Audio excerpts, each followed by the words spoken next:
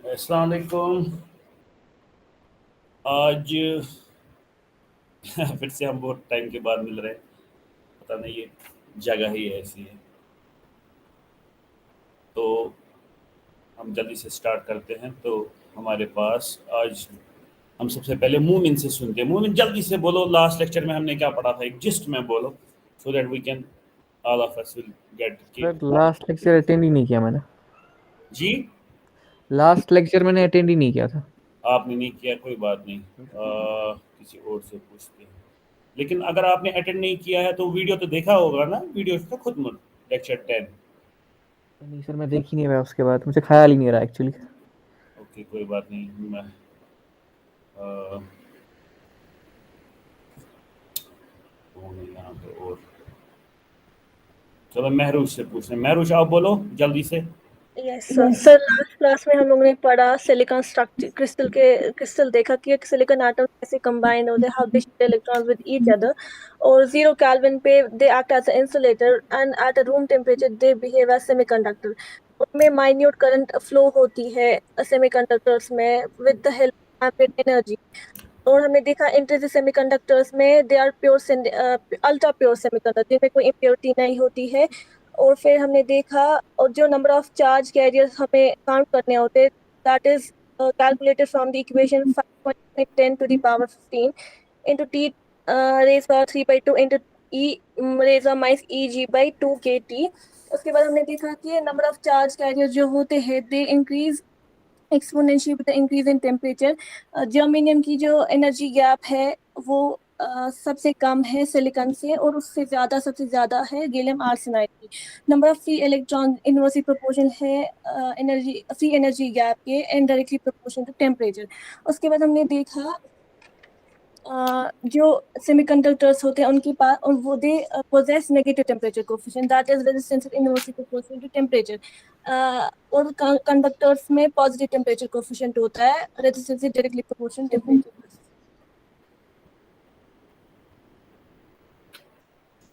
Sir बस इतना ही पढ़ा। ओके ठीक है। और थोड़े डिस्कशंस भी उसमें हो गए। चलो ठीक है, आपको बोलना था बिल्कुल शॉर्ट में, बहुत अच्छा। तो अभी हम कहाँ किस पॉइंट पे पहुंचे हैं हमें वो देखना है, ठीक है। सो अभी तक हमारा अगर देखेंगे from the day first, we first move on from product 1 to 2। पहले हमने जनरलाइज्ड सिस्टम्स देखे कि कैसे होते हैं, फिर then we took on the MDI, वो एक जो मेथोडोलॉजी है टीचिंग वाली। उसके बाद हमने थोड़ा सा इंसाइट डेवलप किया है अबाउट इलेक्ट्रॉनिक सिस्टम्स, वो भी हो गया। उसके बाद अब आ गए हम फिजिक्स वाले पोर्शन पे, दैट इज द सेमीकंडक्टर्स। और हमारा मोटिव यहाँ पे है, वो मोटिव हमें भूलना नहीं है। वो मोटिव हमारा ये है कि ऐसा क्या है सेमीकंडक्टर्स में कि इनका इतना यूज़ होता है। ये यूज़ होते हैं हमारे डायोड्स बनाने में, इलेक्ट्रॉनिक डिवाइसेस बनाने में, लाइक ट्रांजिस्टर्स। और वो ट्रांजिस्टर एक ऐसी चीज़ है दैट इज़ इन इटसेल्फ जिसको हम बोलते हैं लेयर ऑफ एब्स्ट्रैक्शन, जिसका सहरा नॉर्मली किन चीज़ों को बनता है, किसी ब्रांच ऑफ नॉलेज को, like mathematics, physics and then lumped circuit elements and other things. लेकिन लास्ट में ये ट्रांजिस्टर में ऐसी क्या चीज़ है, यानी जो कि सेमीकंडक्टर से बना हुआ है, that it is takes the place of an abstraction. एक पूरा लेयर, यानी कि इसे गुजर के आपके हर एक इलेक्ट्रॉनिक डिवाइस को जाना पड़ता है, so that you make something good. तो उसी में हम क्या देख रहे हैं, हम उसमें देख रहे थे सेमीकंडक्टर्स जो है ये क्या है। ये ऐसे मटेरियल्स हैं जिनकी जो कंडक्टिविटी है या रेजिस्टिविटी है, that lies in between the conductors, that is the good conductors and the insulators. और दूसरी चीज़ हमने ये देखी थी कि हमारे लिए सबसे इम्पॉर्टेंट चीज़ क्या है, that is control, whether we are able to control its conductivity और नॉट। तो हमने क्या किया था काम, हमने एक स्लाइडर बनाया था। हमने बोला चले ये स्लाइडर है, तो यहाँ से और यहाँ तक हमारे पास यहाँ पे गुड कंडक्टर्स है, और यहाँ से हमारे पास इंसुलेटर्स है।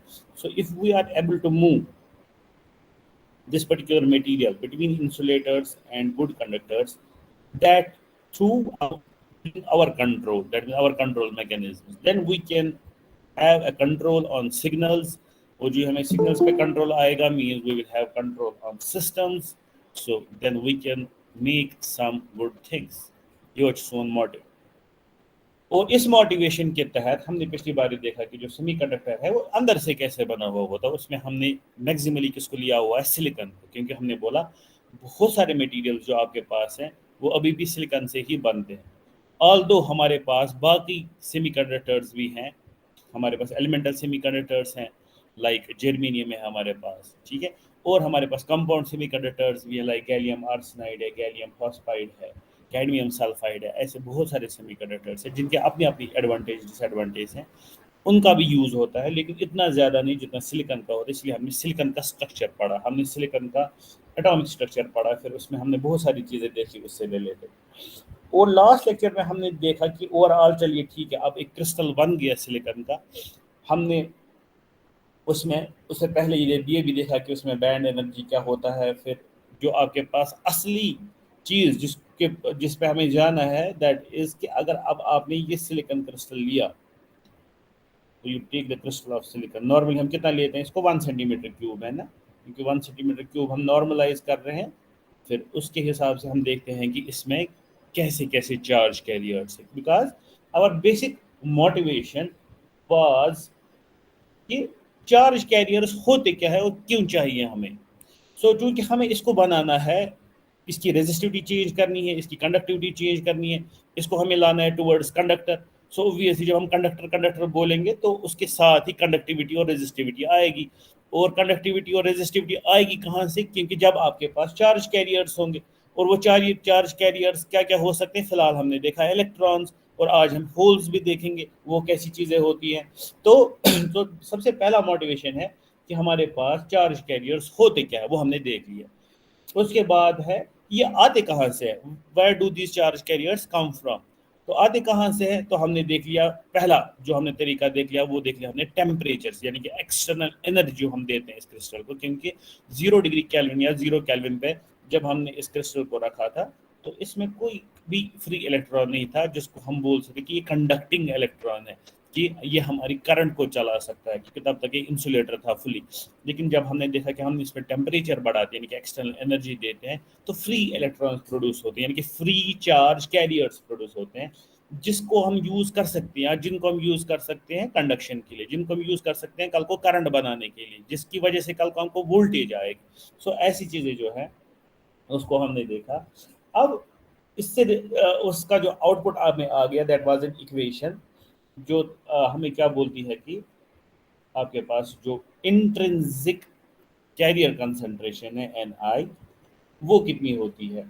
सो वो नॉर्मली होती है 5 इंटू 5.2 के 5.3 है, 5.2 इंटू 10⁻15 T⁻3/2 E⁻−EG/2kT। ये इसका एक फॉर्म है, इसकी एक दो चार फॉर्म है एक्चुअली। ये जो है ये भी कैलकुलेट होता है from one of the things, it can also change.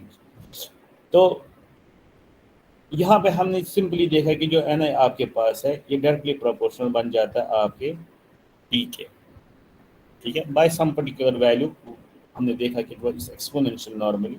तो कि इंट्रिंसिक चार्ज कंसंट्रेशन जो हमारे पास है, that is the number of electrons जो वैलेंस बैंड से निकल के कंडक्शन बैंड में आ जाते हैं, वो बढ़ जाते हैं as your temperature increase.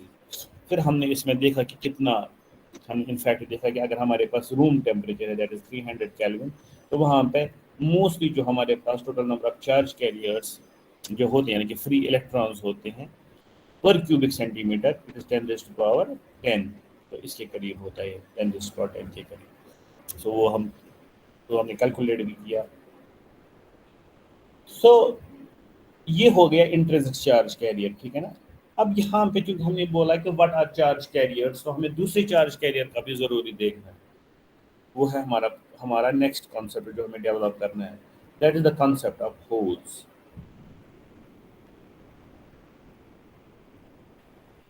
So concept of holes क्या बोलता है कि अगर आपके पास ये सिलिकॉन है, ये सिलिकॉन का क्रिस्टल है, तो we have so many silicon atoms जो हमने ऑलरेडी देखा हुआ है कि वो एक पर्टिकुलर फैशन से बंधे हुए होते हैं। एक पर्टिकुलर क्रिस्टलाइन स्ट्रक्चर होता है, एक पर्टिकुलर स्टीरियो एसोसिएशन उनकी होती है, यानी कि 3D स्पेस में वो कैसे बंधे हुए होते हैं थ्रू दीज कोवेलेंट बॉन्ड्स, ताकि हर एक सिलिकॉन एटम जो है वो कोवेलेंट बॉन्ड बना के उसकी जो आखिरी शेल है उसमें उसको बराबर 8 इलेक्ट्रॉन्स आ जाए, so that it remain stable. और ये काम हमारा था 0 केल्विन का। लेकिन फिर हमने देखा कि जब टेम्परेचर हमने बढ़ा दिया, उस टेम्परेचर के बढ़ने से एनर्जी आ गई, और वो एनर्जी पैकेट्स जो है वो इन इलेक्ट्रॉन्स को मिल गए, और उनको इतनी एनर्जी आ गई कि वो फॉरबिडन एनर्जी पार करके या एनर्जी गैप जो है वो पार करके आपके वैलेंस बैंड से उठ के आपके कंडक्शन बैंड में आ गए, ठीक है। और इनकी एनर्जी जो है वो पॉजिटिव बन गई, और उसकी वजह से वो फ्री हो गए, and now they are free to move.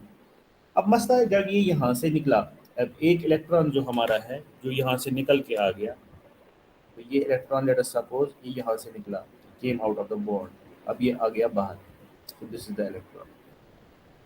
अब मसला है वहाँ पे पीछे क्या इसने छोड़ा, पीछे कुछ नहीं छोड़ेगा, पीछे जगह छोड़े। वो जगह क्या है कि आपके पास ये बेचारा सिलिकॉन है, इसको चाहिए टोटल में 8, तो ताकि इसका जो ऑक्टेट है वो कंप्लीट हो, लेकिन इसके पास 8 नहीं है, इसके पास अभी 7 ही जगह खाली भरी हुई है, और एक जगह जो है वो अब खाली है। वो क्यों खाली है? क्योंकि वहाँ का जो इलेक्ट्रॉन था उसको मिल गया एनर्जी, और वो उस एनर्जी की वजह से उस शेल से निकल आया और वो बाहर चला गया, वो इलेक्ट्रॉन क्लाउड में चला गया, ठीक है। तो वहाँ पे जो रह गया, वहाँ पे एक लैक्यूना रह गया, लैक्यूना बोल सकते हैं हम, वाइड बोल सकते हैं, कुछ भी बोलो, ठीक है, यानी खाली जगह हम बोलेंगे उर्दू में। तो वो खाली जगह जो रह गई, वो वाइड जो वहाँ पे रह गया, उसकी क्या प्रॉपर्टी है? उसकी एक प्रॉपर्टी है कि क्या वो कोई पार्टिकल है? पहले ही नहीं, वो बिल्कुल पार्टिकल नहीं है। जैसे फॉर एग्जांपल आप क्लास में बैठे हुए हो, ठीक है, सो यू आर क्लास, आपकी ऑफलाइन क्लास स्टार्ट हो गई, तो आप ऐसे बेंच पे बैठे हो, ऐसे बेंच पे बैठे हो, बेंच पे बैठे हो। तो अब आपके पास जो बेंच है, आप पहले बेंच पे नॉर्मली फॉर एग्जांपल 2 बच्चे बैठते हैं, तो एक बच्चा बैठ गया और दूसरा बच्चा बैठ गया, ठीक है। ऐसे ही दरवाजे से और बच्चे आते गए और ये फिल कर रहे हैं आगे आगे आगे, और कुछ टाइम पहुंचा, आपकी सारी अटेंडेंस फुल है, तो इसका मतलब सारे बेंच जो है वो ऑक्यूपाई हो गए, ठीक है। अब उसके बाद क्या हम बोल सकते हैं कि जो बेंच हैं ये फुली ऑक्यूपाइड है। अब एक बच्चा जो है, इसको कॉल आ गई, इसने बोला सर मैं बाहर जा सकता हूँ कॉल पकड़ने के लिए, तो मैंने बोला चलो ठीक है आप जाओ। अब ये बंदा जब बाहर गया, तो वहाँ पे जो स्पेस रही, वो स्पेस को हम बोल सकते हैं वाइड, क्योंकि जब ये बच्चा वापस आएगा या कोई और बच्चा वापस आएगा जिसके लिए अभी जगह नहीं थी, वो इस पर्टिकुलर वाइड को पकड़ सकता है और वो यहाँ पे बैठेगा, ठीक है। तो ये वाइड जो है ये कोई पार्टिकल नहीं है, ये एक जगह है। पार्टिकल तो इंसान जो बेंच से उठा और बाहर गया, और वो दूसरा इंसान है जो आ गया, यानी कि दूसरा स्टूडेंट है जो वहाँ पे बैठा। लेकिन जो ये खुद वहाँ पे वाइड है, ये एक जगह है। अब इस जगह की क्या प्रॉपर्टी हो सकती है? इस जगह की यही प्रॉपर्टी है कि सबसे पहले ये उल्टा है। उल्टा मतलब ये हो गया कि अगर यहाँ पे हम इसको एक तरीके से पार्टिकल ले ले, किसी late us suppose for the sake of argument हम बोले चलो मानते ये एक पार्टिकल है, तो इसकी क्या प्रॉपर्टीज हैं? सो ऑब्वियसली इसकी प्रॉपर्टीज होंगी इस आदमी की उल्टी प्रॉपर्टीज, यानी कि जब यहाँ पे ये जिस जगह पे ये बैठता है, जब इस इंसान वहाँ पे आके बैठता है तो ये फुल हो जाता है। लेकिन जब ये आपके पास आ जाता है, ये नया पार्टिकल जिसको हम होल बोल रहे हैं, तो ये खाली होता है, that means it is reverse. Normally जब आपके पास वहाँ पे इंसान आ जाता है तो उसका अपना अपना मास होता है, लेट अस सपोज वो 10 kg का है। जब वो वहाँ पे उठा, तो इसका मतलब यहाँ पे जो अब मास है वो कुछ है ही नहीं, तो हम क्या बोल सकते हैं? हम बोल सकते हैं यहाँ से 10 kg उठे, यानी कि ये -10 हो गया। जब इंसान आएगा और वहाँ पे बैठेगा तो हम बोलेंगे 10 kg बैठ गए, सो it is 10 kg plus 10 kg minus, ऐसे हम बोल सकते हैं। अच्छा, जब यहाँ पे इंसान होता है तो हम बोलेंगे क्या कोई और इंसान वहाँ पे रह सकता है और आ सकता है? हम बोलेंगे नहीं। लेकिन जब इंसान यहाँ से उठा और यहाँ पे वाइड क्रिएट हो गया, तब अब इसकी प्रॉपर्टी क्या है इसकी प्रॉपर्टी है कि कोई और एक इंसान आ सकता है और वहाँ पे रुक सकता है, वहाँ पे बैठ सकता है। दैट मीन इसमें एफिनिटी है कि और कोई इलेक्ट्रॉन या यही इलेक्ट्रॉन वापस वहाँ पे आ सकता है। तो ये जो वहाँ पे वो खाली जगह है, इस खाली जगह को हम बोलते हैं होल, यहाँ पे सिलिकॉन में। तो यहाँ पे जो आपके पास ये आपके शेल में जो ये एक इलेक्ट्रॉन वहाँ से निकल आया और वो इलेक्ट्रॉन आगे चला, तो वहाँ पे जो जगह है उस जगह को हम होल कहते हैं। अब इस होल की इन प्रॉपर्टीज की वजह से कि अगर इलेक्ट्रॉन है उसका चार्ज जो है वो नेगेटिव है, तो अब इसको एज ए रिवर्स पार्टिकल लेंगे तो इसका चार्ज क्या होगा, तो इसका चार्ज होगा पॉजिटिव। अच्छा, इलेक्ट्रॉन जो यहाँ पे होता है, अब इसकी प्रॉपर्टी क्या है, इलेक्ट्रॉन यहाँ से निकलेगा, ठीक है। अब इसकी दूसरी प्रॉपर्टी है कि इसकी एफिनिटी है कि इलेक्ट्रॉन को ये खींच सकता है और वो वहाँ पे नया इलेक्ट्रॉन आ सकता है। अगर किसी भी इलेक्ट्रॉन ने लूज की एनर्जी, ठीक है, if it wants to give energy away, तो ये कहाँ पे आएगा, so obviously it has to come back to its valence shell, है ना, इसको वापस आना है। सो जब हम यहाँ पे इस इलेक्ट्रॉन को एनर्जी देते हैं, so it goes to the conduction band. Reverse बराबर ट्रू है, जब ये लूज करेगा energy packet, it will come back and it will come back to that particular place जहाँ पे इसको जगह है, और वही जगह आपके पास होल है। तो ये उस आगे उस होल में जाएगा या आगे उस वाइड में जाएगा या उस खाली जगह में जाएगा। तो ऐसी प्रॉपर्टीज हम बोलते हैं इसको। तो असल में आपको ये जानना है कि होल कोई पार्टिकल होता नहीं है, ये खाली जगह है, इसकी खाली पैरामीटर्स हैं, इसकी कुछ प्रॉपर्टीज़ हैं जो आपके इलेक्ट्रॉन के उल्टी प्रॉपर्टीज़ है, तो वो हम इसको देते हैं। इससे हमें समझने में मदद आ जाती है, हम इससे समझते हैं जो हमारे पास सेमीकंडक्टर्स हैं। जैसे कल को आपको पीएन जंक्शन पढ़ना है, फिर आपको पीएनपी जंक्शन या एनपीएन जंक्शन पढ़ने हैं, लाइक योर ट्रांजिस्टर्स, तो उस वक्त कैसे समझोगे आपको आसानी के साथ समझ आएगा when you take both into consideration, that is hole as well as electron, जो फ्री इलेक्ट्रॉन आपके पास यहाँ पे आ गए। अच्छा, अब ये जो अब होल है, क्योंकि अब इसको भी हम एज अ पार्टिकल फिलहाल लेते हैं, so it will be also taken as a charge carrier. So हमारे पास जो होल्स हैं इनको भी हम लेते हैं as charge carriers, so it's one of the charge carriers. अब मसला है सर चार्ज कैरियर इसको कैसे बोलेंगे। चार्ज कैरियर में तो एक प्रॉपर्टी होती है ना कि चार्ज कैरियर इस इलेक्ट्रॉन को हम इसलिए बोलेंगे कि ये कल को चार्ज कैरी करेगा। मीन्स जब हम इस सिलिकॉन क्रिस्टल को पोटेंशियल देंगे, यहाँ से पॉजिटिव वोल्टेज देंगे, यहाँ से नेगेटिव वोल्टेज देंगे, such that there will be electrical lines of force, ठीक है। तो अगर ये चार्जड पार्टिकल ये फ्री है, ये एक जगह से दूसरी जगह जा सकता है, so when it goes from one place to carries the charge, ठीक है, तो हम इसको बोलेंगे चार्ज कैरियर। सो अब ये जो आपके पास होल है, ये भी होता है एक जगह पे है, ये मत ऐसा है कि फ्री इलेक्ट्रॉन है तो ये एक जगह से दूसरी जगह जा सकता है, तो ये कैसे चार्ज कैरियर हो गया, ठीक है। अब वो हमें जानना है, देखो वो कैसे हम समझेंगे। अब यही वापस लेंगे हम क्लासरूम की एग्जाम्पल। सो क्लासरूम में फॉर एग्जाम्पल बच्चे जो है, ये छोटे बच्चे हैं जैसे आप हो, ठीक है, अभी तो ये बहुत ही वो शरारती बच्चे हैं, तो क्या करते हैं ये कंटिन्यूसली इनको लड़ाई हो जाती है अपने दूसरे बच्चे के साथ जो साइड में बैठा हुआ होता है, तो इसको बोलता है दफा जाओ, यहाँ से इसको लड़ाई हो गई तो ये इसको बोलता है दफा जाओ, तो ये क्या करता है ये प्लेस ये यहाँ आ जाता है, ये यहाँ आ जाता है। दूसरे साइड क्या हो गया, अब इनको लड़ाई हो गई और इनको यहाँ से लड़ाई हो गई, तो ये बोलता है आप यहाँ जाओ, तो मैं यहाँ प्लेस करूँगा। इसी तरीके से कंटिन्यूसली होते रहते हैं, तो ये लड़ाइयाँ आपके शरीर क्लास में कंटिन्यूसली होती रहेंगी। तो जब आप कंटिन्यूसली देख रहे होते हैं तो सारे बच्चे जो है ये कंटिन्यूसली अपनी जगह जो है वो चेंज कर रहे होते हैं। ये तो हम लड़कों के हिसाब से देख रहे हैं, बट अगर हम इसको खाली जगहों के हिसाब से देखेंगे, सो अगर ये यहाँ से यहाँ गया, ये यहाँ से यहाँ गया, ये यहाँ से यहाँ गया, क्या हम रिवर्स में नहीं बोल सकते कि खाली जगह भी चेंज हो रही है, ठीक है। फॉर एग्जाम्पल अगर ये बंदा यहाँ से, सो पर्सन 1 जो है it moves to for example person 2, या अभी हम लेते हैं कि यहाँ से वो चला गया था, पर्सन 1 बाहर चला गया, अब यहाँ पे आपके पास वाइड आ गया, इस पर्सन 2 को लड़ाई होगी इसके साथ, अब ये पर्सन 2 आ गए, इसने यहाँ पे ले लिया, so now person 2 will be here. जब पर्सन 2 यहाँ पे आ गए, यहाँ पे आ गई ना खाली जगह, ठीक है। अब उसके बाद हम क्या ले लेते हैं, अब जो ये पर्सन 2 यहाँ पे खाली है, अब इन दो को लड़ाई हो गई, अब ये उठा और यहाँ पे बैठा, ठीक, अब यहाँ पे खाली जगह हो गई, अब यहाँ पे ये जो पर्सन 3 है वो आ गया पर्सन 2 की जगह पे, पर्सन 2 आ गया पर्सन 1 की जगह पे। लेकिन जब हम रिवर्स में देखेंगे ना, जो खाली जगह यहाँ पे उस बेचारे को भी कुछ नाम दो, तो हम उसको बोलेंगे K1 खाली जगह 1। अब जब हमने देखा सबसे पहले खाली जगह यहाँ पे थी, जब पर्सन 2 यहाँ पे आ गया, अब खाली जगह यहाँ पे बन गई, तो हम बोल सकते हैं खाली जगह ऊपर गई। इसी तरीके से जब इसको लड़ाई हो गई तो पर्सन 3 यहाँ पे आ गया, तो यहाँ पे खाली जगह हो गई, तो हम बोल सकते हैं कि खाली जगह अब ऊपर गई। तो असल में खाली जगह यहाँ से शिफ्ट हो गई, यहाँ आ गई।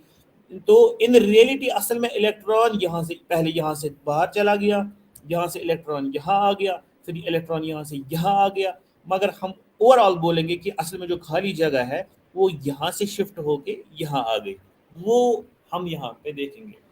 तो इसका मतलब ये है कि खाली जगह जो है उसको भी हम बोल सकते हैं वो एक जगह से दूसरी जगह जाती है, वो शिफ्ट होती है।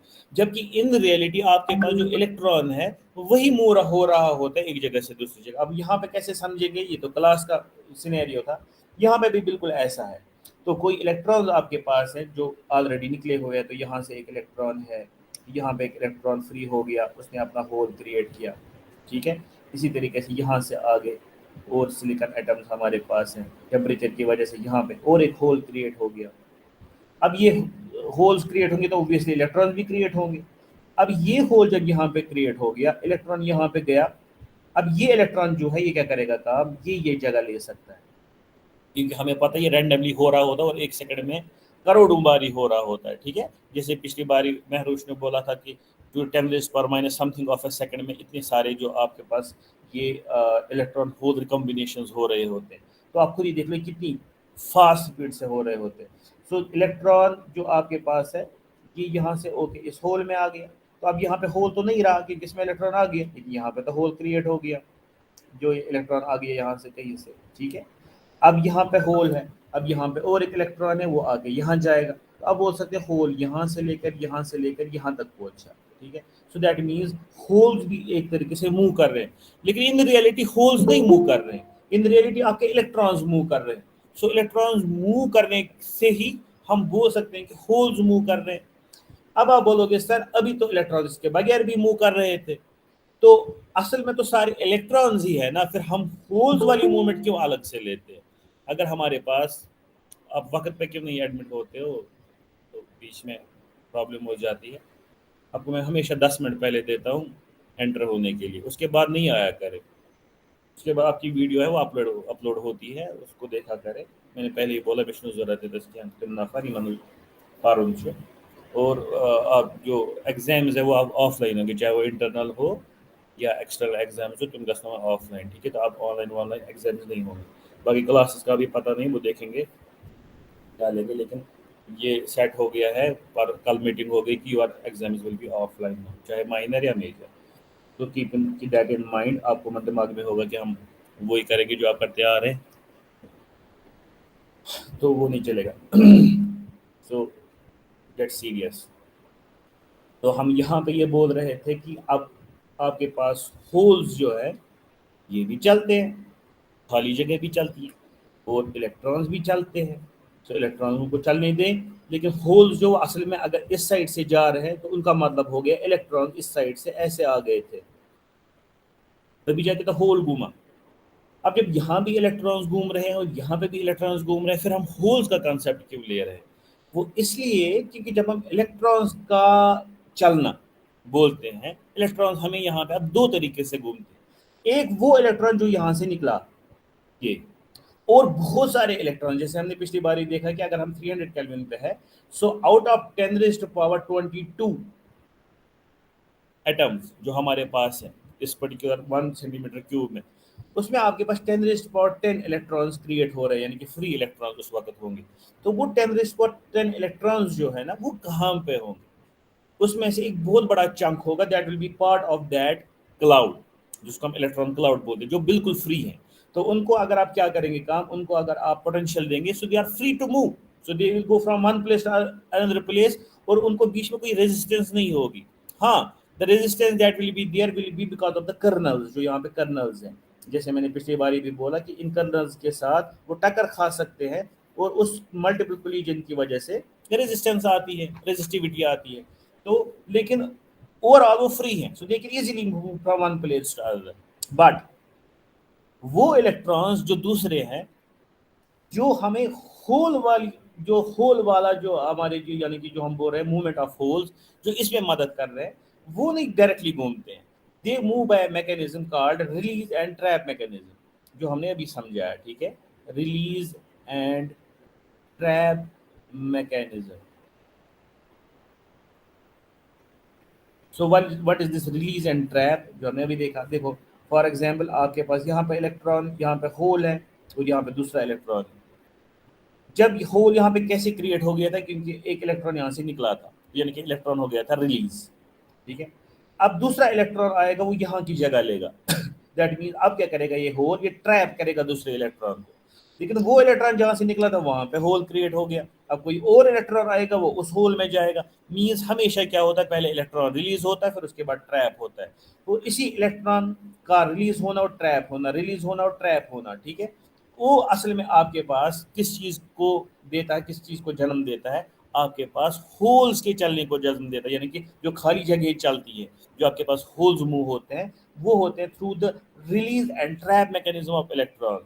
और जो आपके पास नॉर्मल इलेक्ट्रॉन्स का जो आपके पास कैरियर जनरेशन होता है, उनका जो ड्रिफ्ट होता है या चलना होता है, that is directly in the outside cloud. जो आपके पास इलेक्ट्रॉन क्लाउड है, वो में डायरेक्टली ड्रिफ्ट हो जाते हैं.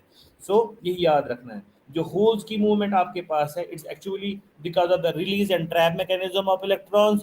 और जो आपके पास नॉर्मल ड्रिफ्ट होता है इलेक्ट्रॉन्स का, उन इलेक्ट्रॉन का जो फ्री है, तो वो फ्री इलेक्ट्रॉन ड्रिफ्ट नॉर्मली होता है बिकॉज ऑफ द, जब आप इसको क्या करेंगे काम, when we will give extra external voltage so that the things will be accelerated, जो आपके पास चार्ज कैरियर्स होंगे. सो ये आपको दिमाग में रखना. इससे आगे आपका होल्स का कंसेप्ट, ठीक है. अब होल्स का चार्ज क्या होगा, ऑब्वियसली जैसे हमने अभी यहाँ पे देखा कि अगर एक बंदा 10 kg का है, ठीक है, तो अगर ये उड़ गया तो हम क्या बोलेंगे कि वहां पे जो वाइड बच गई वो भी 10 kg का है. अगर उसकी साइन हम उल्टी रखेंगे, क्योंकि वो वहां पे इंसान बैठा नहीं, वहां पे 10 kg का वाइड है.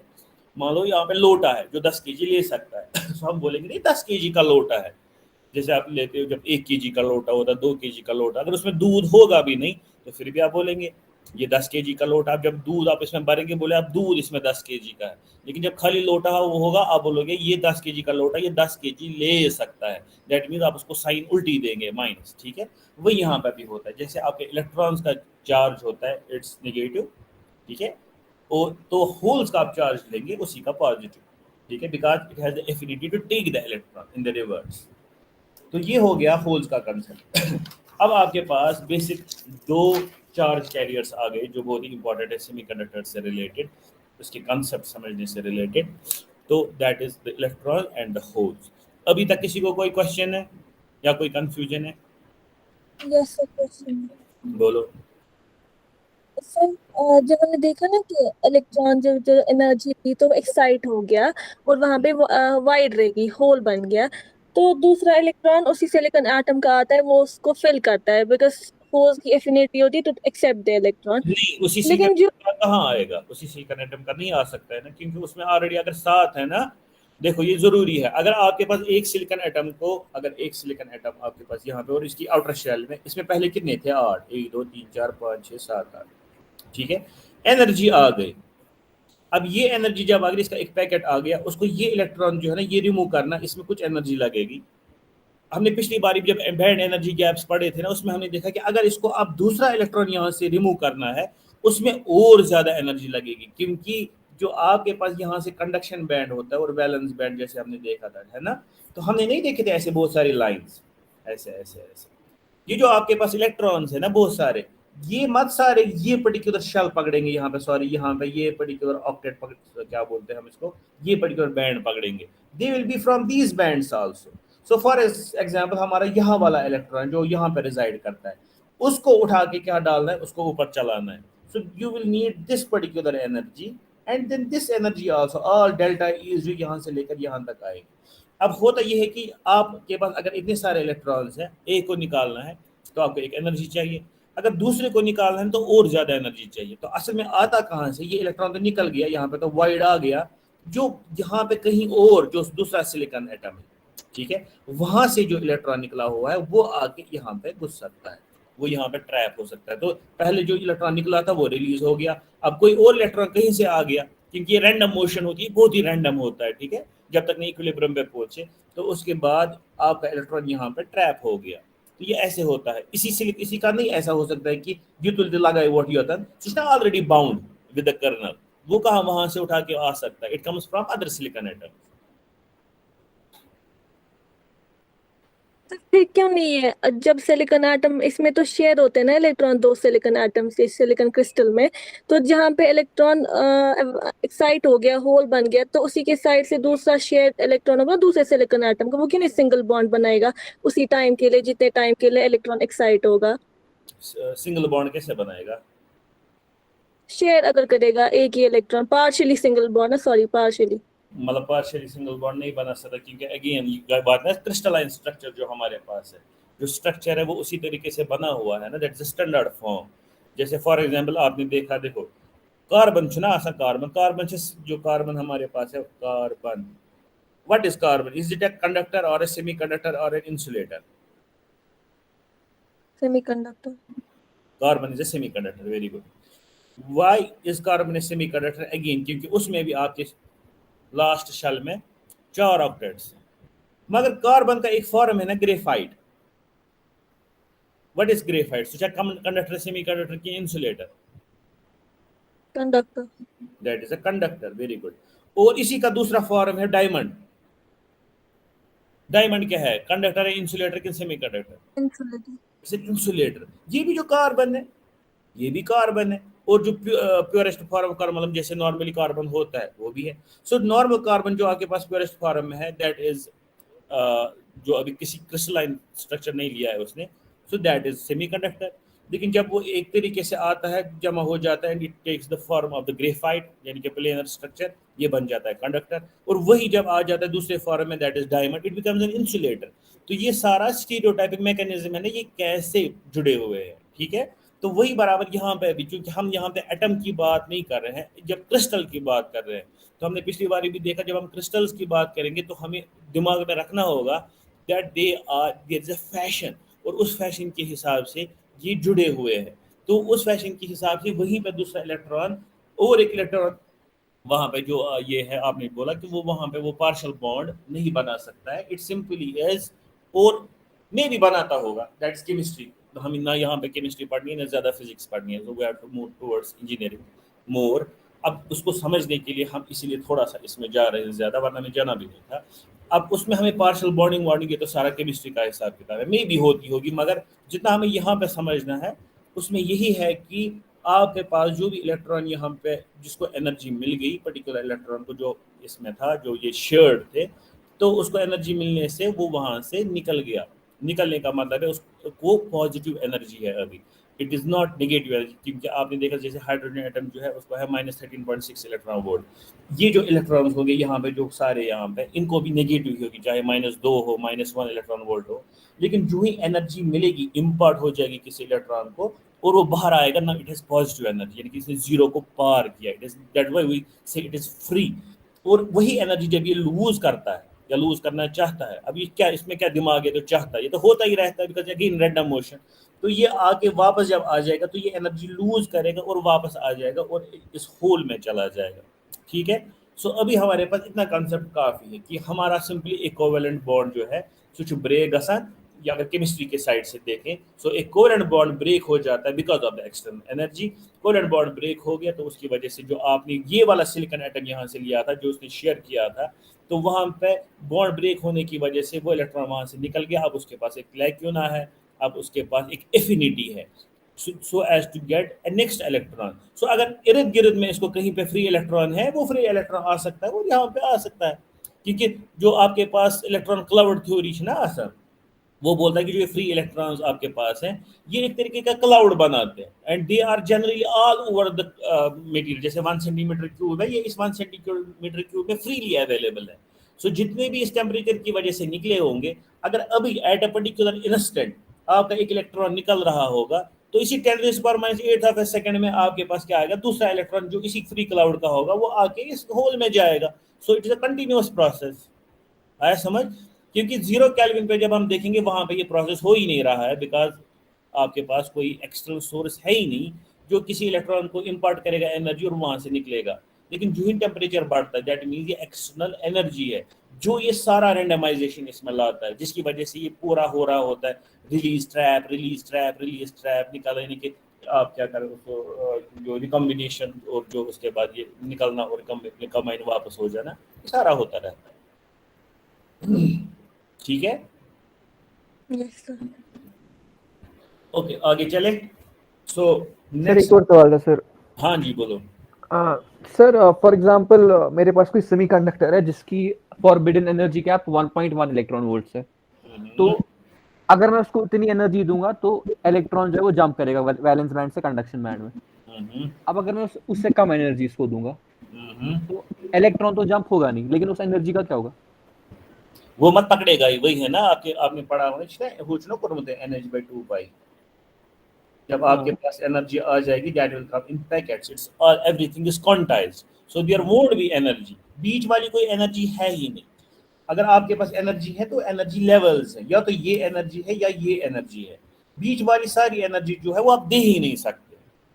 जो असल में आपके पास ये है एनर्जी है, it's in the form of Qantas है ना, जैसे फोटोन है एक एनर्जी पैकेट है, उसमें एक पर्टिकुलर एनर्जी होती है।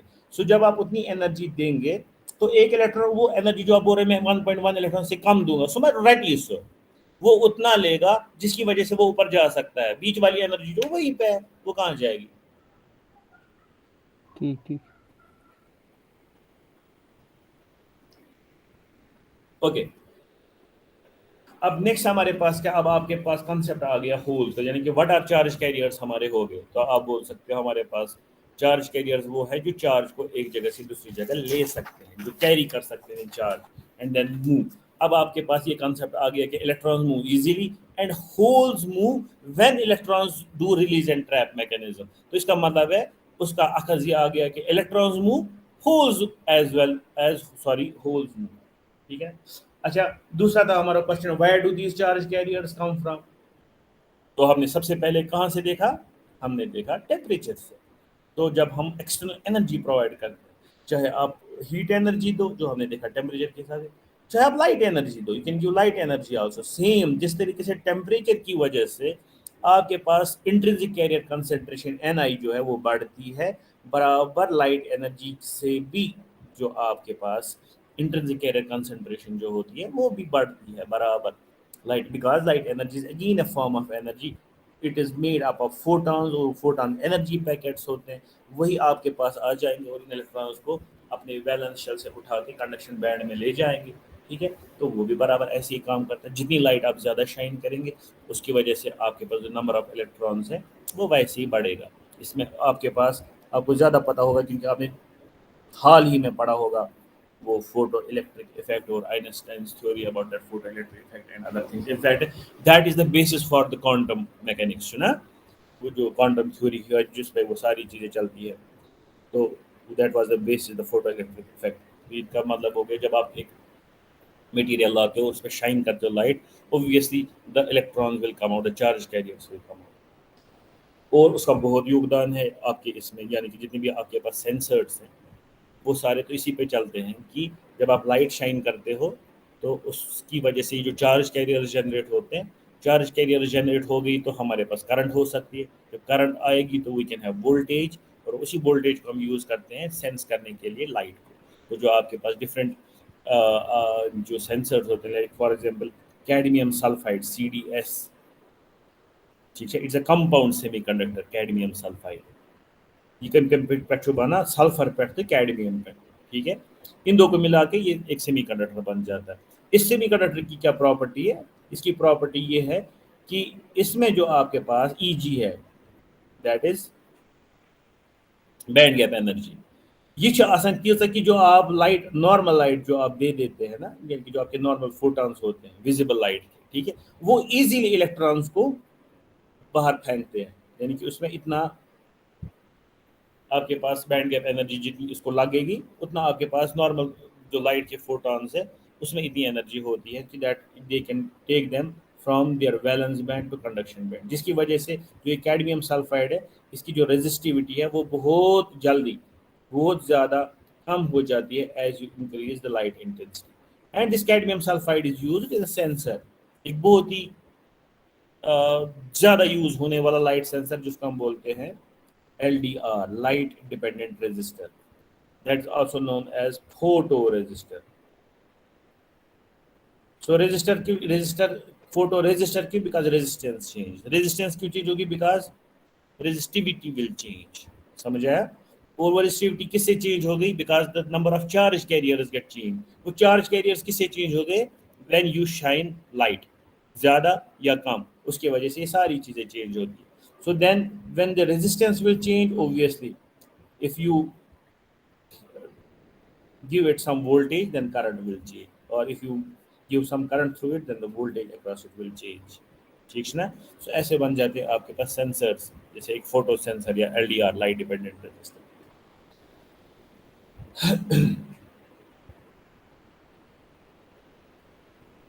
अच्छा, अब दूसरी बात है, हमने पिछली बारी क्या देखा? हमने जो इक्वेशन देखी, अब हमने होल्स की बात की, तो हमने जो इक्वेशन यहाँ पे देखी, सो दिस इज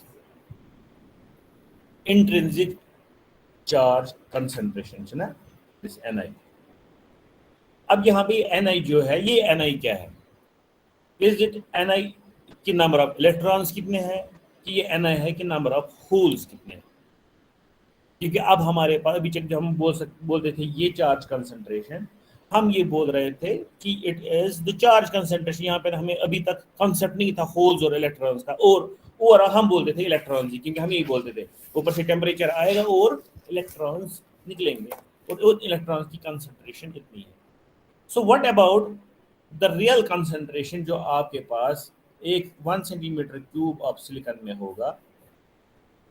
ठीक है, क्योंकि अब मसला ये है कि जब आपके पास 0 केल्विन था, so there was no free electron, so Ni was 0।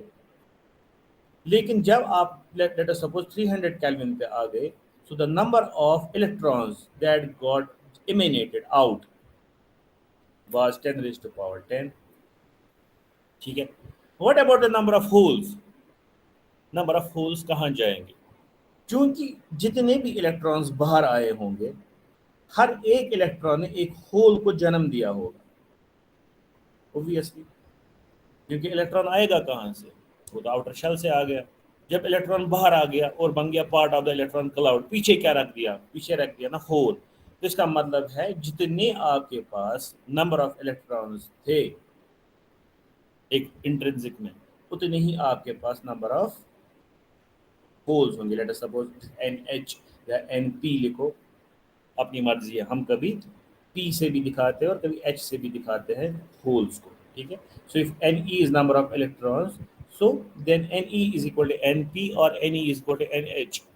तो एक इंट्रिंसिक सेमीकंडक्टर में आप कोई भी टेम्परेचर रखो, 300 केल्विन में रखो, 400 रखो, 500 रखो, जो भी रखना है, क्योंकि आपके पास ये है एक ऑलरेडी इक्वेशन है जो बोलती है कि with temperature the number of intrinsic charge carriers will increase। so what are those charge carriers? electrons। but हमें पता है इलेक्ट्रॉन्स तो पीछे छोड़ते हैं ना।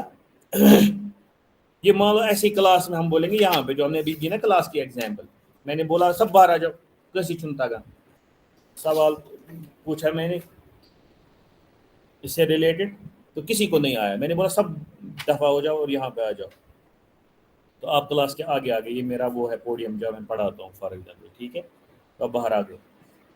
अब अगर हम बोलेंगे यहाँ पे टोटल नंबर ऑफ इलेक्ट्रॉन्स कितने हैं, यानी कि लोग कितने हैं, और टोटल नंबर ऑफ खाली जगह कितने हैं, सो ऑब्वियसली क्योंकि ये सारा पहले भरा हुआ था, तो आप बोलोगे सर जितने लोग यहाँ पे खड़ा है उतनी ही यहाँ पे खाली जगह हैं।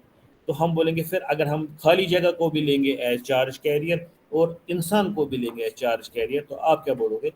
आप सीधे बोलोगे सर डबल है, जितने आपके पास नंबर ऑफ लोग हैं उतने आपके पास खाली जगह है। वही यहाँ पर भी है। So the total number of charge carriers जो है वो डबल होगा। अच्छा, तो इसका मतलब ये हो गया जो आपके पास Ne है वो इक्वल टू Ni है, और जो आपके पास Np है वो भी Ni है, बिकॉज जो चार्ज कैरियर कंसंट्रेशन है ये हमें खाली जो हमने बनाया था, जो यहाँ पे हमें निकाला हुआ था इससे पहले, that is only for electrons.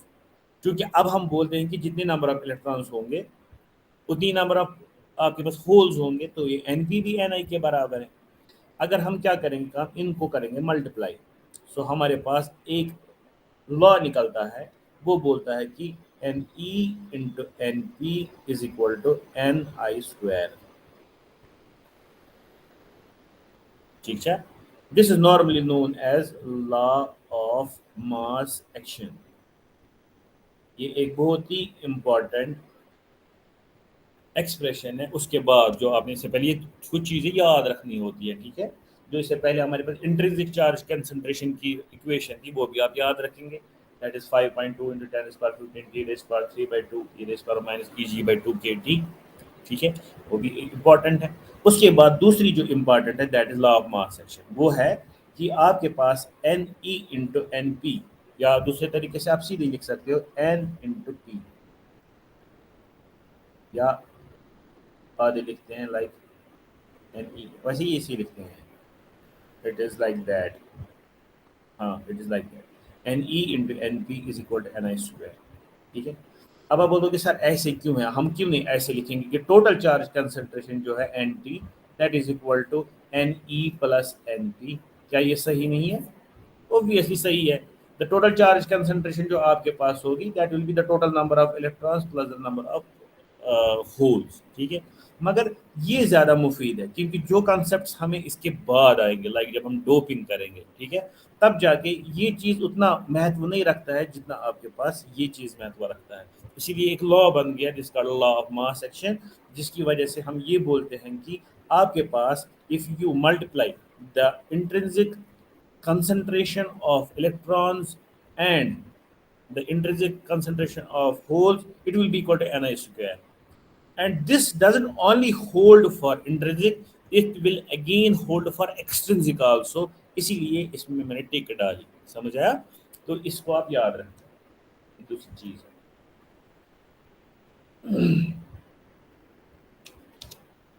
Okay, अब उसके बाद हो गया तीसरा कंसेप्ट, वो हो गया डोपिंग का कंसेप्ट। अभी डोपिंग क्या है और हमें क्यों करनी है, हमें ज़रूरत क्या थी इसकी? ज़रूरत ये पड़ गई कि जो अगेन हम चाहते थे कि we should move our semiconductor जो भी है silicon for example between a full conductor and an insulator, ठीक है। क्या हम इसमें कामयाब हो रहे हैं अभी तक? The answer is no. But हमें दिमाग में सोचा आंसर तो यस है, but why? Because of the light energy and because of the temperature, यानी कि हीट एनर्जी जो हम दे रहे हैं उसकी वजह से तो we are able to do it. क्यों? क्योंकि जब आप टेम्परेचर बढ़ा रहे हैं या लाइट बढ़ा रहे हैं, it's moving towards the full conductor, यानी कि हम इसकी कंडक्टिविटी घटा रहे हैं या कंडक्टिविटी बढ़ा रहे हैं, यानी कि रेजिस्टिविटी घटा रहे हैं। और जब हम इधर की ओर ले रहे हैं तो हम इसको यानी कि टेम्परेचर जब कम कर रहे हैं तो हम उसका उल्टा कर रहे हैं। मगर अगेन मैंने पिछली बार भी बोला कि ये जो हमारे पास लाइट एनर्जी जो हीट एनर्जी दो चीज़ें हैं, ये हमारे पास एम्बिएंट है, ये शायद ऑलरेडी प्रेजेंट। ये पहली बात है, यानी कि जब भी आप किसी चीज़ पर काम करोगे, जैसे आप अभी बैठे हो, सो टू थिंग्स आर एम्बिएंट, यानी कि ये हमें मुफ्त में अल्लाह ताला ने दी हुई है। एक हो गया एम्बिएंट टेम्परेचर, यानी कि जो 23 डिग्री टू 27 डिग्री सेल्सियस आपके रूम में होगा। तो अगर हम देखेंगे, जैसे पिछली बार भी मैंने बोला 273 केल्विन जो आपके पास है वो गया 0 डिग्री सेल्सियस, -273 डिग्री सेल्सियस जो हो गया वो हो गया 0 केल्विन। तो 300 केल्विन जो आपके पास हो गया वो हो गया 27 डिग्री सेल्सियस। आप खुद ही देखो 0 केल्विन पे हम बोलते हैं कोई भी आपके पास जो चार्ज कैरियर वो नहीं होगा, तो वहाँ से कितनी वोल्ट लगाते हैं? पहले हम आते हैं -273 टू 0, ठीक है, 0 kelvin, sorry 273 kelvin, then we move to 300 kelvin. तो इसका मतलब हमें कितना आना है, हमें 300 यूनिट्स बढ़ जाते हैं, तब हम पहुंच जाते हैं इस लेवल पे जहाँ पे हम अभी हैं। मीन्स अभी हम आप लोग जहाँ पे क्लास दे रहे हो, मैं यहाँ पे क्लास दे रहा हूँ, हमें रूम टेम्परेचर है, so we are already living in 300 kelvin. That means हमारा जो कंट्रोल, हम कहाँ से फिर कंट्रोल करेंगे जब हमारे पास ऑलरेडी एक 300 केल्विन जो है वो एक एम्बिएंट चीज़ है जो ऑलरेडी हमारे पास है। सेम जो आपके पास लाइट है, लाइट के बगैर का तो चलेगा नहीं, हमेशा रात तो नहीं होगी, दिन तो आना है। So then it is the ambient light, यानी कि कुछ पर्टिकुलर ल्यूमिनस इंटेंसिटी या कुछ पर्टिकुलर लक्सेस जो हम आपके पास है, जो होनी चाहिए एम्बिएंट लाइट, जिसमें आप आराम से देख सकते हो, अपना काम कर सकते हो। So that is again there. तो आप अगर आप कंट्रोल चाहते हो, दूसरी बात ठीक है, आपके पास चलो ठीक है, हम क्या करेंगे, हम कंडीशंस बनाएंगे, ऐसे स्ट्रिंजेंट कंडीशंस बनाएंगे, लाइक हम रखेंगे वो जिसको बोलते थे आइसोथर्मल की कुछ बोलते थे, वो ऐसा सिस्टम रखेंगे जहाँ पे हम इंटरनली टेम्परेचर को चेंज कर सकते हैं, बाहर वाली दुनिया के साथ के एम्बियंट वाली चीज़ें नहीं अंदर आएंगी, और लाइट को भी हम कंट्रोल करेंगे, ठीक है ना। लेकिन मसला है कितना। आपने अभी देखा कि जब हम 300 केल्विन पे भी पहुंचते हैं तो 300 केल्विन जो है,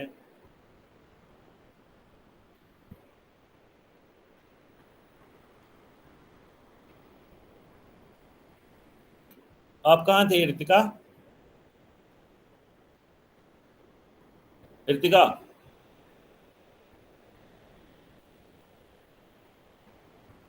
बात की,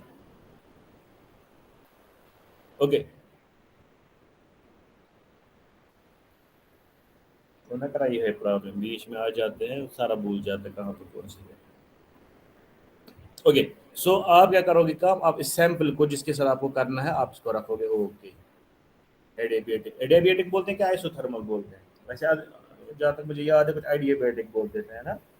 इसको रखोगे आप किसी एनक्लोजर में, that will be adiabatic, internally आप अपना टेम्परेचर वेम्परेचर जो है उसका चेंज करो, so it will be controlled now, और आप इसको लाइट एनर्जी भी अंदर मत जाने दो, अंदर से आपने एक लाइट सोर्स भी रखा होगा जिसकी वजह से आप लाइट चेंज करेंगे, क्या तब काम नहीं होगा? ऑब्वियसली होगा काम, लेकिन आपको देखना है फिर से वो अभी वाली इक्वेशन। आपने देखा कि 300 केल्विन पे आपके पास total number of electrons, free electrons per cubic centimetre of silicon will be of the order of 10 raised power 10, जबकि the total number of atoms in this particular cubic centimeter will be 10 raised power 22. So fraction जो आपका आता है that is 10 raised power 12. That means out of every 10 raised power 12 atoms, only a single atom has given its electron and moved it to the free space, ठीक है, so that it will conduct. तो इसका मतलब ये हो गया, अगर आप इसको बढ़ाना है, अभी तक भी ये फ्री जो आपके पास है, आप 300 केल्विन पे देख रहे हो सिलिकॉन को, जब आप इसको वोल्टेज करंट वारंट देखोगे, इट्स कोई सेमी कंडक्टर, यानी कि इसकी जो रेजिस्टिविटी है वो बहुत ज़्यादा होगी कि हम इसको एज कंडक्टर इस्तेमाल नहीं करेंगे।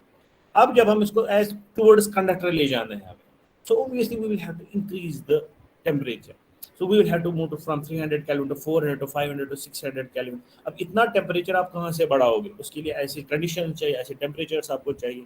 सो इसका मतलब ये हो गया कि टेम्परेचर जो आपके पास है it is not a good controller, आप इसको अच्छा कंट्रोलर नहीं रख सकते किसी चीज़ को कंट्रोल करने के लिए। हाँ, if you have to sense temperature तब तक तो ठीक है, but if you have to use it as a controlling thing, so it is not a good option. Although light can be, क्योंकि लाइट में एक अच्छा कंट्रोल होता है, you can control the light, और उससे आपके पास बाकी चीज़ों में कोई परेशानी नहीं है। आप टेम्परेचर बढ़ाओगे, टेम्परेचर एक जगह पे पहुंचेगा तो उसके बाद आपके पास जो सिलिकॉन है इसका जो क्रिस्टल स्ट्रक्चर है वो ब्रस्ट हो जाएगा, और वहाँ से आपको वो मोल्टन सिलिकॉन मिल जाएगा, ठीक है। तो इसमें आप नहीं कर सकते, सो आपको कुछ और सोचना है। So is there any other way जिसकी वजह से आप इसकी रेजिस्टिविटी जो है वो बढ़ा सकते हैं, तो टेम्परेचर आता है लमा लमा लमा कम टुवर्ड्स दिस कंडक्शन, ये मगर ये रुकान क्या अम पे ब्रोह हेकान पकि कहीं, तो हम कैसे इसको ले जाएं towards being a good conductor. तो उसके लिए हमें क्या करना है, simply we have to increase the number of charge carriers from 10 raised power 10 not to 10 raised power 20 to at least 10 raised power 18, 10 raised power 19, ठीक है, such that we can say कि at this particular charge concentration it will behave now as a conductor। so वो चीज़ जो हमारे पास है वो करने को, वो कैसे करते हैं हम, उसके लिए आपको कंसेप्ट देखना पड़ेगा किसका, डोपिंग का। डोपिंग जब हम बोलते हैं मीन्स हम क्या कर रहे हैं काम, हम अब इम्प्योर कर रहे हैं इस सिलिकॉन को। अभी तक जो हमारे पास ये सिलिकॉन था ये इतना प्योर था, ये इतना प्योर था कि हम बोलते थे it has the purity of PBM, PBB in fact, parts पर बिलियन। तो पर बिलियन आपके पास जो सिलिकॉन एटम्स है, कहीं 1 बिलियन में हो सकता है कि एक इम्प्योरिटी कहीं पे हो, किसी और चीज़ का एटम आ गया तो वो इम्प्योरिटी होगी। तो इसमें थ्वट नहीं डालना है, यहाँ पे इम्प्योरिटी का मतलब होता है कि अगर सिलिकॉन है so all the atoms should be of silicon. अगर कोई कार्बन आ गया बीच में, या फास्फोरस आ गया, बोरान आ गया, कोई भी एलिमेंट आ गया, तो that will be taken as impurity. तो हम अब क्या करने जा रहे हैं, हम यहीं से इसको इम्प्योर करेंगे। अब उस इम्प्योर करने से क्या होगा, हमारा काम होगा जो हम चाहते हैं, जो हम कंट्रोल चाहते हैं, ठीक है, वो कंट्रोल हमारा होगा जो जब हम इसमें एक नई चीज डाल देंगे, that is we will do the doping. Doping क्या है वो? अब इस डोपिंग के लिए हमें क्या करना है, हमें देखना पड़ेगा फिर से अपने टेबल को। देखो अगर हम पीरियोडिक टेबल को देखेंगे, वहां पे मिलेंगे ऐसे group 3, group 4, group 5 on the basis of number of electron in the valence shell, ठीक है। तो वहां पे ग्रुप 4 जो है नॉर्मली सेमीकंडक्टर्स हैं, जैसे कार्बन है, then you have silicon, then you have germanium. उससे पहले जो ग्रुप 4 है, ग्रुप 3 सॉरी, उसमें आपके पास बोरान, कार्बन, एल्यूमिनियम, सिलिकॉन, यहाँ पे होगा गैलियम, आई थिंक गैलियम, हाँ, बोरान, कार्बन, नाइट्रोजन यहाँ से होगा आपको aluminium, silicon, phosphorus, gallium, arsenic, ऐसा ही कुछ आई थिंक, ठीक है। सो हमारे पास है ये जो आपके पास ये बंदे हैं, ये मन 4 electrons in their outermost shell, ठीक है। इस वक्त हमें हाइब्रिडाइजेशन में नहीं जाना है, एसपीओ को हमने देख लिया ऑलरेडी। तो इसीलिए हमने बोला जो कार्बन है ये भी सेमीकंडक्टर है if it is in pure form, but अगर इसमें आगे आपको ग्रेफाइट या डायमंड का structure, then it will change. उसके बाद इनफैक्ट आजकल जो आपके पास कार्बन के कुछ और वेरिएंट्स है, like graphene, GRAPHEN, then we have carbon nanotubes, CNTs, carbon nanotubes, ठीक है। इनमें प्रॉपर्टीज है सेमीकंडक्टर वाली, एंड दे आर यूज्ड, इनको अच्छे तरीके से यूज किया जाता है इन इलेक्ट्रॉनिक्स। ग्राफीन, CNT जो जाते हैं ना आगे रिसर्च में, तो वो ये पढ़ते हैं, ग्राफीन पे काम करते हैं, CNT पे काम करते हैं, carbon nanotubes and other, so they are more structures. जैसे ग्रेफाइट डायमंड है, वैसे ये और एलोटोप्स है।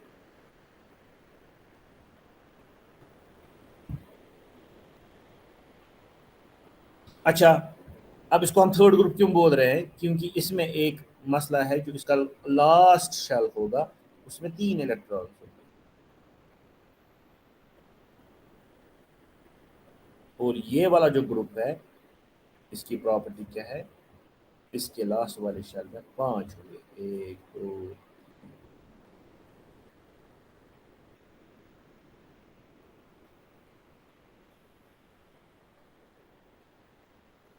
ठीक है।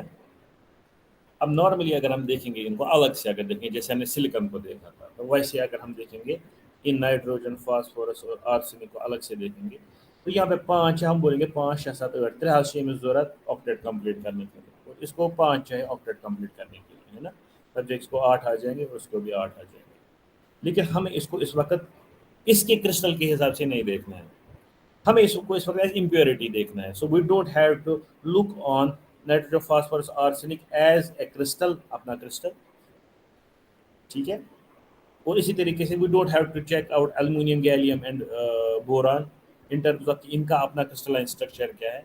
हमें इनको देखना है एज एटम्स, हमें इनको देखना है एज इम्प्योरिटी, क्योंकि स्ट्रक्चर जो हमारे पास है वो सिलिकॉन का ही है। सो लेट अस सपोज हमारे पास जो सिलिकॉन है वो अगेन जैसे हम बनाते हैं वैसे बनाएंगे इजीली समझने के लिए। तो हमारे पास बहुत सारे सिलिकॉन हैं और एक रेगुलर स्ट्रक्चर है जो हमारा होता है सिलिकॉन का। So these are the silicon kernels, ठीक है। Let us suppose they are kernels. Kernels क्या होता है, the nucleus and internal shells, valence shell के बगैर। अब ये नॉर्मली कैसे काम कर रहे थे, they were just sharing sharing sharing.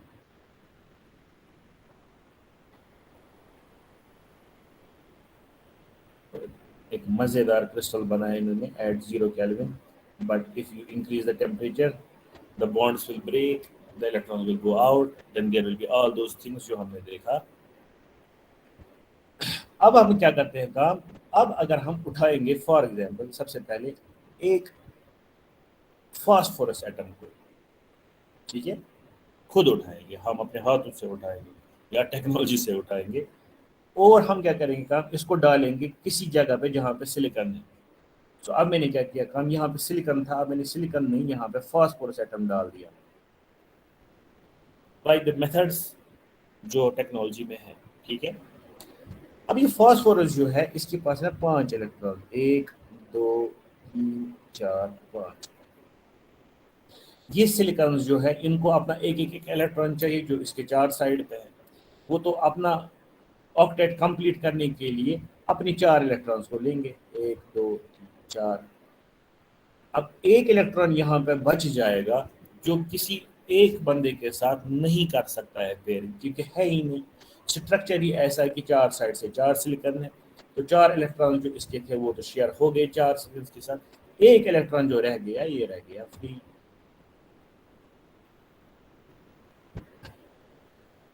ठीक, अब इसका मतलब ये हुआ कि अगर हम यहाँ पे एक क्रिस्टल ले रहे हैं, अगर हम इस क्रिस्टल को 0 केल्विन पे भी रखेंगे, ठीक है, हमने इसको कोई टेम्परेचर नहीं देना, तो 0 केल्विन पे भी रखो और स्ट्रक्चर ऐसा है, तो क्या हम बोल सकते हैं कि हम बोलेंगे सारे सिलिकॉन के जो एटम्स है यहाँ पे वो ऑलरेडी बॉन्डेड है, लेकिन बेचारा बीच में जो फास्फोरस है उसके 4 ने लिए, एक इलेक्ट्रॉन फ्री रह गया, और वही अभी इस वक्त भी फ्री है, तो that will be A free electron. अब ये क्या किया हमने कि जिसकी वजह से हमने ये फ्री इलेक्ट्रॉन बना दिया जो 0 केल्विन पे भी फ्री है, ठीक है। This is called doping. So you doped this silicon, जो सिलिकॉन का क्रिस्टल आपका है, आप ये कंडीशनली अपने, मतलब जो ऐसे ही नहीं जैसे हम बोलते हैं कि कोई एक्सचेंज कैसे बन गया, नहीं, कंट्रोल्ड हम उसको बोलते हैं, कंट्रोल्ड।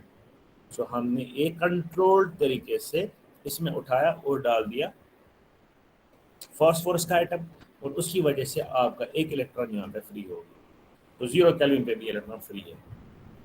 अब आप क्या करोगे काम, अब अगर ये बहुत सारे फास्फोरस एटम्स आप इसमें डालोगे, यहाँ पे फास्फोरस, यहाँ पे फास्फोरस, यहाँ पे फास्फोरस, यहाँ पे फास्फोरस, कंटिन्यूसली ऐसे फास्फोरस एटम्स डालोगे, उसकी वजह से क्या हो जाएगा, ऑब्वियसली आपके पास ये फ्री इलेक्ट्रॉन्स है ये बढ़ेंगे। So now if you have this silicon crystal,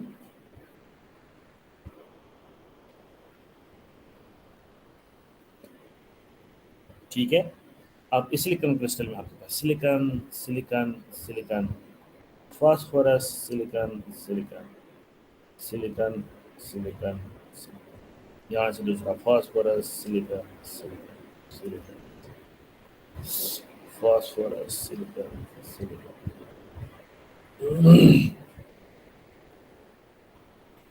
ठीक है। अब हम मानते हैं ये अंदर का हमें दिख नहीं रहा, लेकिन बाहर से हमें दिख रहे 3 फास्फोरस एटम्स, बाकी सारे सिलिकॉन बॉन्ड्स यहाँ से यहाँ से यहाँ से एक दूसरे के साथ इसके साथ, ठीक है, जहाँ जहाँ से भी ये ले रहे हैं। अब इसका एक इलेक्ट्रॉन ऑब्वियसली आएगा यहाँ, इसका एक इलेक्ट्रॉन आएगा यहाँ, इसका एक इलेक्ट्रॉन आएगा यहाँ, so total number of electron अगर हम 0 केल्विन पे देखेंगे वो कितने हैं, वो 3 है ना फ्री, ठीक है। अब हमें कितने फ्री इलेक्ट्रॉन चाहिए इस 1 सेंटीमीटर क्यूब में, 1 सेंटीमीटर 1 सेंटीमीटर 1 सेंटीमीटर, हमें कितने फ्री इलेक्ट्रॉन चाहिए ताकि हम बोलेंगे कि हाँ ये टुवर्ड्स कंडक्टर जाइए, तो हमें ऑब्वियसली कंडक्टर को देखना होगा। तो हमने इससे पहले भी देख लिया, जो हमारे पास एक कॉपर एटम होता है, कॉपर का क्रिस्टल या कुछ ले लो, उसका 1 सेंटीमीटर क्यूब कितना आ रहा था हमें, वहाँ पे हमारे पास आता था है लगभग लगभग 10 raised to power 21 to 22 to 23, 20 22 23, इसके ये लगभग लगभग रखा तो 23 लिख लो, ठीक है। तो 10⁻23 के करीब आपके पास जो है इलेक्ट्रॉन्स होते हैं फ्री, इसमें आपके 1 सेंटीमीटर क्यूब ऑफ कॉपर में, तब आप उसको बोलते हैं it's a very good conductor of electricity और it has so many charge carrier, so it has so many free electron. अब यहाँ पे आपके पास इस सेंटीमीटर क्यूब में अभी आपने डाले 3 फास्फोरस एटम्स, तो एट 0 केल्विन यू हैव 3। क्या फिर इसकी डोपिंग हम कितनी बढ़ाएंगे ताकि हम यहाँ पहुंचे, ऑब्वियसली डोप इट उतना जितना आपको चाहिए। So what do you do, you increase the doping level. और जो नॉर्मली आपके पास डोपिंग्स होती है वो 10⁻15 से स्टार्ट होती है and it can move 10⁻18। That means you impinge put in at least 10⁻15 phosphorus atoms inside a crystal of silicon, ठीक है, that will obviously have 10⁻22 atoms। अब आप यहाँ पे अंदर से मत सोचोगे सर ये तो पूरा फास्फोरस का बनेगा, फिर कहाँ ये सिलिकॉन रह गया। जब हम फास्फोरस एटम्स इसमें डाल रहे इसमें भी आप 10⁻15 डाल रहे हो और यहाँ से 10⁻22 आपके पास एटम्स है, ये तो बहुत कम रह गया। आप या 10⁻18 आप बोलोगे, 10⁻18 आल्सो। सर ये कहाँ सिलिकॉन रहेगा, इनमें से ये नहीं रोज स्टिकन जेम्स बना, it is a doped silicon, it is a extrinsic semiconductor, ठीक है ना। एक्चुअली बात ये है, अगर आप 10⁻18 को भी लोगे ना, 10⁻22 डिवाइड बाय 10⁻18 कितना होता है तो पता है, अर्धा कुनबुगु अपोजिटो, अर्धा कुनबुगु अपोजिटो 10⁻4। दैट मींस इतनी डोपिंग करके भी आपके पास you have 1 phosphorus atom for 10⁻4 silicon atoms. That means ये अभी भी बहुत सिलिकॉन है, इसमें उतना फास्फोरस नहीं है। यानी कि 10⁻4 हो गया, यूनिट 10s 100,000, 10⁻4 यूनिट 10s 100,000 10,000 वो 10,000 वो फॉर ईच 10,000 सिलिकॉन एटम्स, ठीक है, you have 1 phosphorus atom.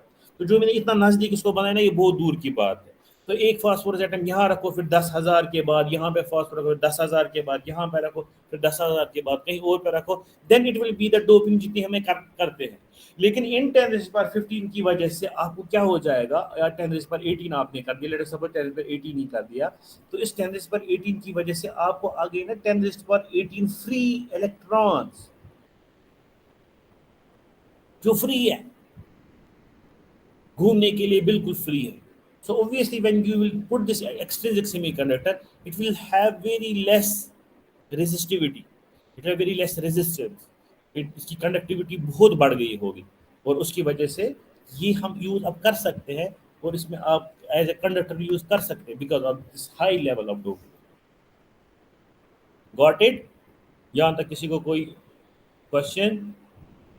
Sir ji sir जब हमने सिलिकॉन की बात की ना, जब हमने उसका क्रिस्टल बनाया जी, एट 230 एंगस्ट्रॉम पे हमने बोला वैलेंस बैंड बन गया और कंडक्शन बैंड, जिसमें उसकी 230 एंगस्ट्रॉम पे वैलेंस बैंड और कंडक्शन बैंड बन गया, जिसमें उसकी एनर्जी लेवल्स आ गई, मतलब sp4 वैलेंस बैंड में और कंडक्शन बैंड में sp4 वो आ गई ना सिलिकॉन की उसकी एनर्जी लेवल्स। तो जब हम फास्फोरस को डोप करते हैं तो उसकी जो एनर्जी लेवल्स है ना, वो मत जा पाएगी वैलेंस बैंड में या कंडक्शन बैंड में, क्योंकि उसमें तो ऑलरेडी सिलिकॉन के आ गए, तो उसकी एनर्जी लेवल्स कहाँ पे क्रिएट होती है? एनर्जी लेवल चेंज हो जाएगी ना ऑब्वियसली। इससे पहले एनर्जी बैंड डायग्राम पढ़ी ना, that was energy band diagram for pure silicon. अब जब ये एक्सट्रिंसिक बनेगा ना, यानी कि अब इसमें भी 2 टाइप्स बनेंगे जो हम अभी देखेंगे, एक एन टाइप है, दूसरा पी टाइप है, ठीक है।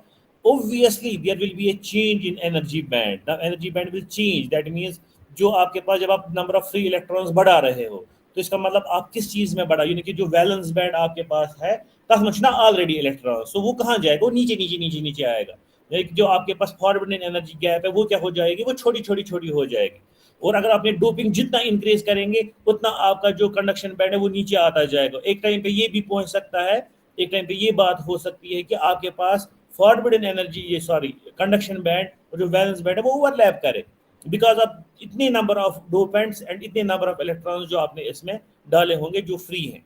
आया समझ? तो इसका मतलब है उस वक्त जरूरत नहीं पड़ेगी आपको एनर्जी देने की, ताकि आपके इलेक्ट्रॉन्स है वो कहाँ जाए, वो आपके कंडक्शन बैंड में जाए, वो ऑलरेडी कंडक्शन बैंड में होंगे बिकॉज हमने उतनी उसमें डोपिंग की होगी। तो उस वक्त वो चेंज हो जाएगा, वो सेम नहीं रहेगा जो हमने उस वक्त देखा था उस एंगस्ट्रॉम पे। Got it? So it will change. जब हम वो पढ़ेंगे इंशाल्लाह एक्सट्रिंसिक सेमीकंडक्टर्स में, हमें वो भी देखना है कि how does the band gap जो आपके पास है, हाउ डज इट चेंज, ये कैसे चेंज हो जाएगी। तो उसमें आप थोड़ा सा धीरज रखो, वो आ जाएगा। तो फिलहाल जितना मैंने पढ़ा है इसमें अभी मुझे नहीं लगता कोई कंफ्यूजन होना चाहिए, लेकिन ये बहुत इंपॉर्टेंट है जो आप को समझना है कि अंदर से इन रियलिटी जो ये 1 सेंटीमीटर क्यूब है, इसमें अभी अगर 0 केल्विन पे हम देख रहे हैं तो हमारे पास टोटल नंबर ऑफ इलेक्ट्रॉन्स जो फ्री होंगे वो कितने होंगे। अगर मैंने 10⁻18 फास्फोरस एटम्स इसमें डाले हुए हैं, so I will directly say that I will have 10⁻18 electrons. That means the total number of charge carriers at 0 Kelvin will be this much. That means at मैं Ni तो नहीं लिख सकता हूँ, अब मैं N लिखूंगा क्योंकि अब ये इंट्रिंसिक रहा नहीं। तो अगर मैं लिखूंगा सीधे चार्ज कंसंट्रेशन 0 केल्विन, वो अभी 0 होता था इन इंट्रिंसिक, लेकिन इन एक्सट्रिंसिक जो अब ये बन गया एक्सट्रिंसिक सेमीकंडक्टर हम बोलते हैं, जिसको हमने इम्प्योरिटी डाली हुई है, ठीक है।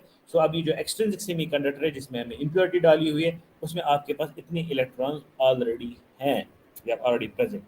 अब मसला है सर व्हाट एट 300 केल्विन, तो ये दिन क्या गैस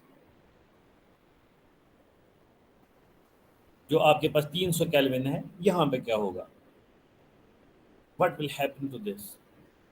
अगर 300 केल्विन हम लेंगे उस वक्त कितनी नंबर ऑफ इलेक्ट्रॉन्स फिर हमारे पास होंगे। तो ऑब्वियसली सीधे सिंपल अकल लड़ाओ, आपके पास ऑलरेडी 10⁻18 इलेक्ट्रॉन्स है, ठीक है। अब आप 300 केल्विन पे देख रहे हो, 300 केल्विन जो है उस वो किसका इफेक्ट है, वो टेम्परेचर का ही इफेक्ट है। और टेम्परेचर की इफेक्ट से हमने देखा कि जो 300 केल्विन है उस वक्त कितने इलेक्ट्रॉन्स जनरेट होते हैं, वो होते हैं 10⁻10। ऑलरेडी कोरमुत है Ni, so much change. So Ni at 300 kelvin जो है वो हमने देखा है कि 10⁻10 जो है इस ऑर्डर का हो, कुछ 5 × 10⁻10 आता था, हम खाली लेंगे ये ऑर्डर, ठीक है। 10⁻10 मींस अब आपने ये एक्सट्रिंसिक पीस ऑफ सिलिकॉन ले लिया, ठीक है, और आपने इसको रखा अब eight room temperature 300 kelvin. Already इसके पास 10⁻18 इलेक्ट्रॉन्स हैं जो फ्री हैं, और आपने कितने और इलेक्ट्रॉन इसको दे दिए, हाउ मेनी इलेक्ट्रॉन्स जो है आपने इसको और बढ़ा दिए, दैट विल बी 10⁻10, क्योंकि अब एनर्जी मिलेगी और इलेक्ट्रॉन्स को जो कहाँ पे हैं, जो इस बॉन्ड में है, यानी कि जो हमने यहाँ पे ऐसे बनाया। तो ये जो चाहे वो फास्फोरस एटम हो या चाहे वो बाकी सिलिकॉन्स हो, तो उन सिलिकॉन इलेक्ट्रॉन्स को जब आपको एनर्जी मिलेगी obviously they will come out and they will come according to that formula। उस फार्मूला में थोड़ी सी चेंज आएंगी but overall it will be the same exponential behaviour, ठीक है। तो ये चीजें आने की वजह से आपके पास टोटल 10⁻10 इलेक्ट्रॉन्स फिर से आ गए।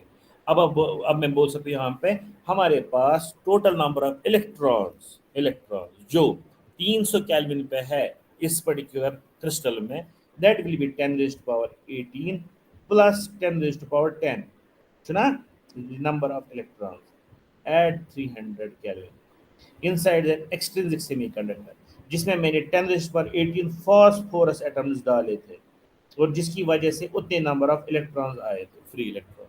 So the total number of charge carriers at this point will be 10⁻18 plus 10⁻10, ठीक है। What about the number of holes, शाबाश, किसी से पूछते हैं, मुंह में ना बोलो। Yes sir. होल्स का क्या, कितने होल्स होंगे, सबसे पहले मुझे बोलो 0 केल्विन पे कितने होल्स थे। 0 केल्विन पे सर, क्योंकि उतरने तो पहले ही निकलते हैं, 0 केल्विन पे सर 0 ही होंगे तब। राहत आप बोलो, राहत शबीर। Yes sir. 0 केल्विन पे इस एक्सट्रिंसिक सेमीकंडक्टर में कितने होल्स होते हैं सर, कहाँ पे?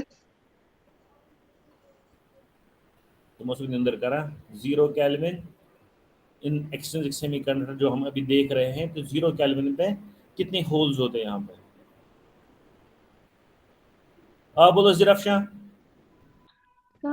10 to the power 10। हाँ ऐसे ही बोलो ना, अभी मत क्वांटिफाई करो, डोंट क्वांटिफाई, ऐसे ही बोलो कितने होते। आप बोलो मादिया मुजफ्फर।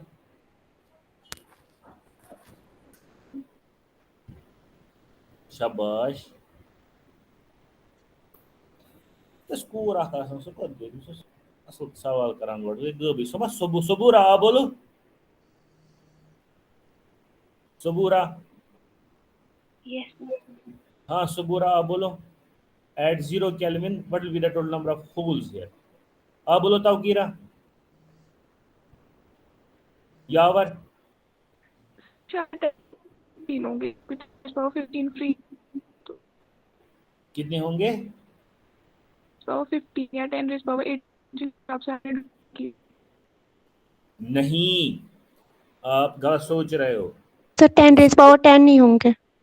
0 केल्विन पे इंट्रिंसिक सेमीकंडक्टर में कितने होल्स होते थे? 10⁻10 कहाँ होते थे? 0 Zero केल्विन पे होते थे। पागल। 0 केल्विन, हाँ, इंट्रिंसिक सेमीकंडक्टर जो प्योर सिलिकॉन होता था, तो 0 केल्विन पे कितने इलेक्ट्रॉन्स होते थे? कोई नहीं, 0। सुना? आप कंफ्यूज हो रहे हो। देखो मैं ऐसे समझाऊं, ठीक है ना, पढ़नो मत। देखो 0 केल्विन इतना एन इतना, ये तो पता है ना आपको, एन इज का 5.2 × 10⁻15 T⁻⁶ ये तो इंट्रिंसिक कैरियर कंसंट्रेशन है ना। when I will put T is equal to 0 क्योंकि it is in kelvins, so this whole thing will go 0, means at 0 Kelvin inside a silicon intrinsic semiconductor there will be no electron, no free electron, this free electrons तो होंगे लेकिन वो सारे बंद होंगे ना silicon में, so there won't be any free electron at 0 Kelvin inside an intrinsic semiconductor like silicon. समझ आया? Obviously when there will be no electron there will be no hole. Hole कहां से आएगा? होल तो तभी बनता है जब इलेक्ट्रॉन फ्री हो जाता है। एट 300 केल्विन हमने बोला there will be 10⁻10 electrons and obviously there will be 10⁻10 holes also, क्योंकि जो 10⁻10 इलेक्ट्रॉन्स निकले होंगे एट रूम टेम्परेचर, तो उस वक्त 10⁻10 होल्स भी बने होंगे। मगर एक इंट्रिंसिक सेमीकंडक्टर सिलिकॉन में at 0 kelvin there will be no electron, there will be no hole because of this equation, because उस वक्त कोई एनर्जी ही नहीं है। जब कोई एक्सटर्नल एनर्जी ही नहीं आए तो इलेक्ट्रॉन बेचारा बाहर जाएगा क्यों? उसको कौन देगा वो 1.1 इलेक्ट्रॉन वोल्ट एनर्जी ऊपर आने के लिए, कंडक्शन बैंड में आने के लिए? जब नहीं है तो वहां पर कोई नहीं होगा। Now moving to this thing, अब हमारे पास सर फिर मत होगा एक्सट्रिंसिक में 0 केल्विन पे कोई ना होल, क्योंकि फ्री इलेक्ट्रॉन है बट वो बॉन्डेड नहीं है, एनर्जी दे के भी वो एक्साइट होगा, होल तो नहीं बनेगा। बिल्कुल सही, एक्चुअली होगा वही। अब आप क्या ले रहे हो? आप एक्सट्रिंसिक सेमीकंडक्टर ले रहे हो, इसको 0 केल्विन पे रख रहे हो। 0 केल्विन पे इस पे इलेक्ट्रॉन्स हैं। वो इलेक्ट्रॉन्स कहाँ से आ गए? फास्फोरस एटम्स से। वो क्यों आ गए वहां से? क्योंकि उसके पास 5 है, 4 ऑलरेडी बाउंड है, 1 फ्री है। वो इलेक्ट्रॉन्स तो 0 केल्विन पे भी बराबर होंगे। अब होल्स, जो ये इलेक्ट्रॉन्स हैं ये अनबॉन्डेड इलेक्ट्रॉन्स है, तो इनके पास कोई होल है ही नहीं।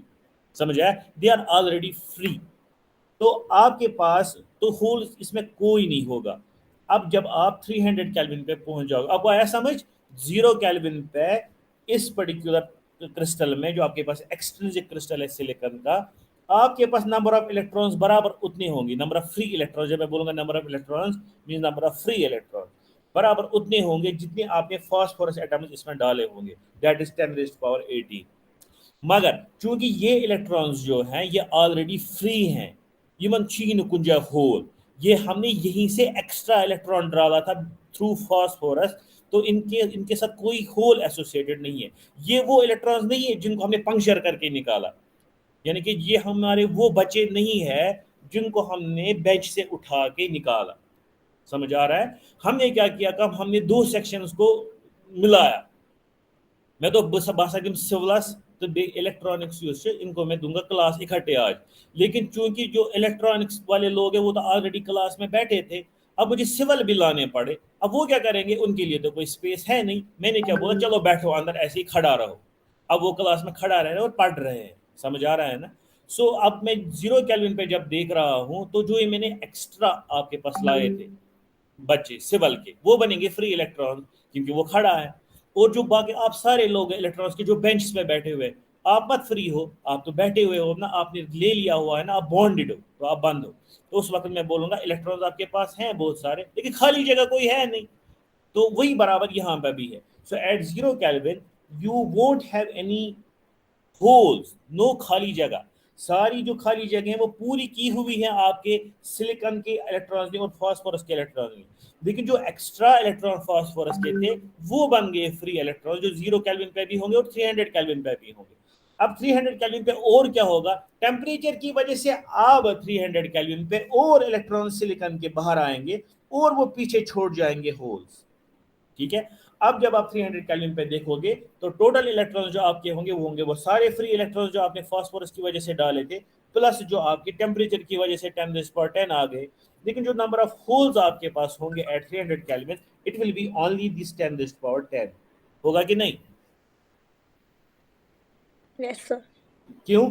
क्योंकि 10⁻18 इलेक्ट्रॉन्स के साथ कोई होल एसोसिएटेड है ही नहीं, मगर इन 10⁻10 इलेक्ट्रॉन्स के साथ जो हमने टेम्परेचर से बाहर निकाले उनके साथ अपने होल्स एसोसिएटेड हैं। सो अगर हम ओवरऑल देखेंगे अब इस एक्सट्रिंसिक सेमीकंडक्टर में the number of electrons are more, they are 10⁻18 plus 10⁻10, जबकि आपके पास number of holes is only 10⁻10, that means ये पर्टिकुलर सेमीकंडक्टर जो है इसमें नंबर ऑफ इलेक्ट्रॉन्स बहुत ज़्यादा है। अब जब हम लिखते हैं ना बुक्स में और जब हम इसके साथ काम करेंगे, हम कभी नहीं लिखते हैं ऐसे 10⁻18 प्लस 10⁻10, हम लिखते हैं ऐसे Ne is 10⁻18 he. Why? Because again if you add 10⁻18 with 10⁻10 it won't be more than 10⁻18, समझा था ना? जैसे फॉर मैं ऐसे सिंपली समझाऊंगा, अगर ये आसने खाली 10⁻4 भी आज 10⁻2, 10⁻4 means unit tens, hundred, thousand, 10,000 है ना, 10⁻4। इस 10⁻4 के हिसाब से अगर मैं ऐड करूंगा 10⁻2, 10⁻2 खाली 100, that means that will be added to some part of its lower bits, means it will be 0 0 1 0 1, ये बने 10,000 मगर ये 10,000 थी ना 10⁻4 से मंथ, समझ आ रहा है? It will B 1.01 into 10⁻4, it is again 10⁻4, तो इससे कुछ ज्यादा फर्क नहीं पड़ेगा। अगर आप 10⁻3 भी इसके साथ ऐड करोगे सो it will B 11000, so it is 1.1 into 10⁻4 Seattle, तो इसका मतलब ये 10⁻4 में ही रहेगा, तो इससे फर्क नहीं पड़ेगा, क्योंकि ये जो पावर होता है, पावर में जब एक चढ़ता है ना ये बहुत महत्व रखता है। तो एडिशन यहाँ पे 10⁻18 को 10⁻10 ऐड करना, it is nothing, so it is equal to 10⁻18 ही, मगर ये यहाँ पे नंबर ऑफ होल्स जो वो 10⁻10 रखना है यहाँ पे, बिकॉज ये आपके पास कंसंट्रेशन होगी आपके होल्स की, सो holes concentration will be very less, the electronic concentration will be very high, so that is why this type of in extrinsic semiconductor जहाँ पे हमने डोपेंट डाला हुआ है फास्फोरस, जिसमें आपके पास वैलेंस शेल में 5 इलेक्ट्रॉन्स हैं, we call this as n type extrinsic semiconductor। अब तो इसकी रेजिस्टिविटी बहुत कम हुई होगी, लेकिन फिर भी ये सेमीकंडक्टर ही है ना असली मटेरियल, ठीक है, तो अभी भी इसको बोलते हैं सेमीकंडक्टर ही ना, it is but extrinsic semiconductor, N type extrinsic semiconductor. अब आप बोलोगे सर ये कंडक्टर बन गया होगा, एक्चुअली डोपिंग अभी 10⁻18 है खाली, और एटम इसमें 10⁻22 है सिलिकॉन में, और अगर हम इसको कंडक्टर के साथ ले लेंगे जैसे लाइक कॉपर, तो 10⁻22 इलेक्ट्रॉन्स बराबर होने चाहिए, तो उतना भी ज़्यादा नहीं है अभी इसमें चार्ज कह रहे हैं कंसंट्रेशन कि हम इसको ले सकते हैं फुल कंडक्टर। हम अभी भी इसको सेमी कंडक्टर में ही रख रहे हैं, बट किस साइड से हम गए, हमें स्वाइप किया, उसमें हम गए टुवर्ड्स कंडक्टर साइड, हम इसकी रेजिस्टिविटी बहुत कम की, यानी कि हमने इसकी कंडक्टिविटी अच्छी खासी बढ़ाई। आया समझ? शाबाश। अब क्वेश्चन करो इससे रिलेटेड जो हमने अब ये पढ़ा कि कितने हमारे पास टोटल नंबर ऑफ होल्स और कितने हमारे पास टोटल नंबर ऑफ इलेक्ट्रॉन्स होंगे at some temperature like 0 kelvin and at room temperature. I think समझ आ गया, जितने भी यहाँ पे बहुत कम प्रेजेंट है, ये बहुत ही गलत बात है। अगर ऐसा ही रहा तो एक टाइम ऐसा आएगा I would upload the things on YouTube, I will just record और मैं बराबर वो एग्ज़ाम के बाद करूँगा पब्लिश, फिर देख लेना।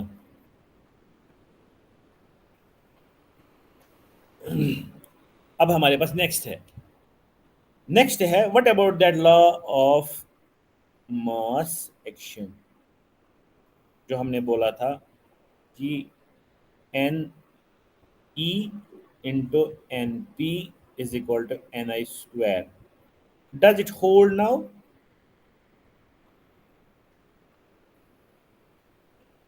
शाबाश। ये क्वेश्चन है आपके लिए। अगर ये वनकस ते होल्ड करा, ऑब्वियसली आप बोलोगे यस, क्योंकि मैंने इससे पहले ही बोला कि this holds for extrinsic semiconductors as well. मगर मसला है कैसे, how will it hold for the extrinsic semiconductor at a particular temperature, जो हमने अभी रखा हुआ है 300 Kelvin, and we have inside it hole and we have free electrons.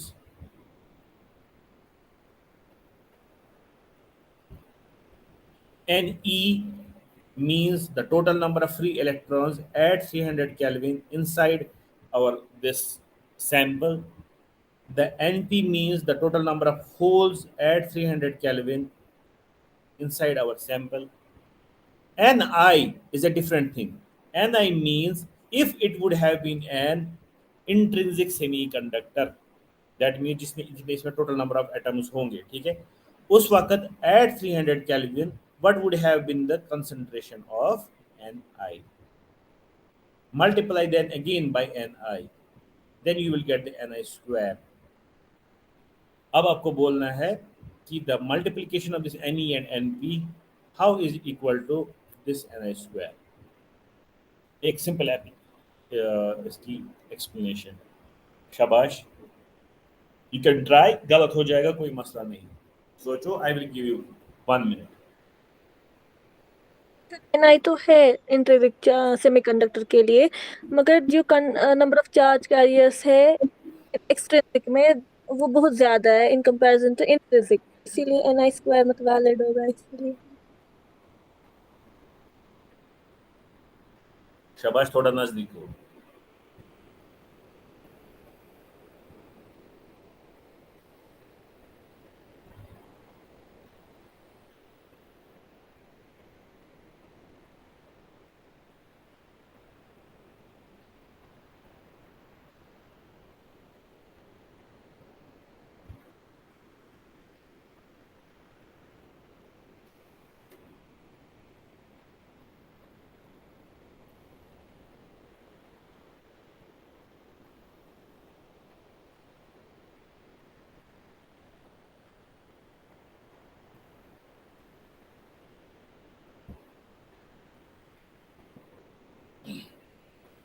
शाबाश, कोई और? मोमिन, जरफ शाह, महरूश, मारिया, मशकूर, मशकूर, वाकिया, सुबह अच्छी।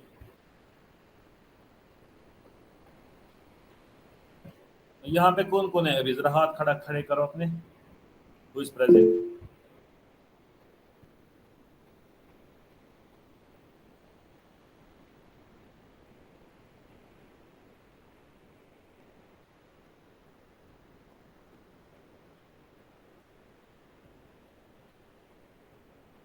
आप मोमिन इसका स्क्रीनशॉट ले लो, ठीक है? जिनके हाथ खड़े हैं उन्हीं की अटेंडेंस है आज की। जल्दी से स्क्रीनशॉट ले लो।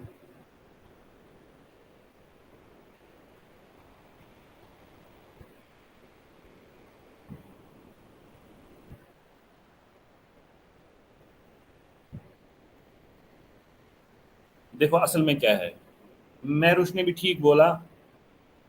एक्चुअली है कि जो Ni स्क्वायर है ना, ये एक तरीके से कांस्टेंट है भी, बिकॉज एट 300 केल्विन जो Ni स्क्वायर है वो कांस्टेंट होता है। और वो Ni स्क्वायर हम कैसे कैलकुलेट करते थे? हम बोलते थे उस वक्त जो Ne था that was equal to Np, और जो Ne का वैल्यू था वो भी Ni था, और जो Np का वैल्यू था वो भी Ni था। क्योंकि ये सेम थे तो हमने इनको मल्टीप्लाई किया और यहाँ से ये मल्टीप्लाई हो गए, तो वो बन गया Ni स्क्वायर। इंट्रिंसिक सेमीकंडक्टर्स में था ना Ne इक्वल टू Ni। हाँ, मैं वही बोल रहा हूँ ना, इंट्रिंसिक ही मैं अभी बोल रहा हूँ, ठीक है? अभी मैं इंट्रिंसिक ही बोल रहा हूँ। मैं बोल रहा हूँ उस वक्त क्या होता था। उस वक्त आपके पास Ni स्क्वायर जो होता है वो मैं बोल रहा हूँ कैसे बना। Ni स्क्वायर इस वजह से बना क्योंकि आपके पास नंबर ऑफ इलेक्ट्रॉन जो एक इंट्रिंसिक सेमीकंडक्टर में एट सम डिग्री केल्विन जो होता था that was Ne, and same value was for Np। सो इनको जब हमने मल्टीप्लाई किया तो ये Ni स्क्वायर बना उस वक्त। तो हमने इसको फिर बोला अब हम एक्सट्रिंसिक में भी बोल रहे हैं कि ये जो ni स्क्वायर है this will be a constant and again ne into np at particular value will be equal to this ni square. ठीक है, अब ये होता क्या है असल में मसला यहाँ पे जब आपने देखा पीछे, ये अगर है एन टाइप सेमीकंडक्टर जो हमने अभी देखा जिसमें हमने फास्फोरस डाला था, ठीक है, अब फास्फोरस डालने की वजह से हुआ क्या, ये Ne बढ़ गया। ठीक है, अब ये Ne बढ़ने से क्या हो गया,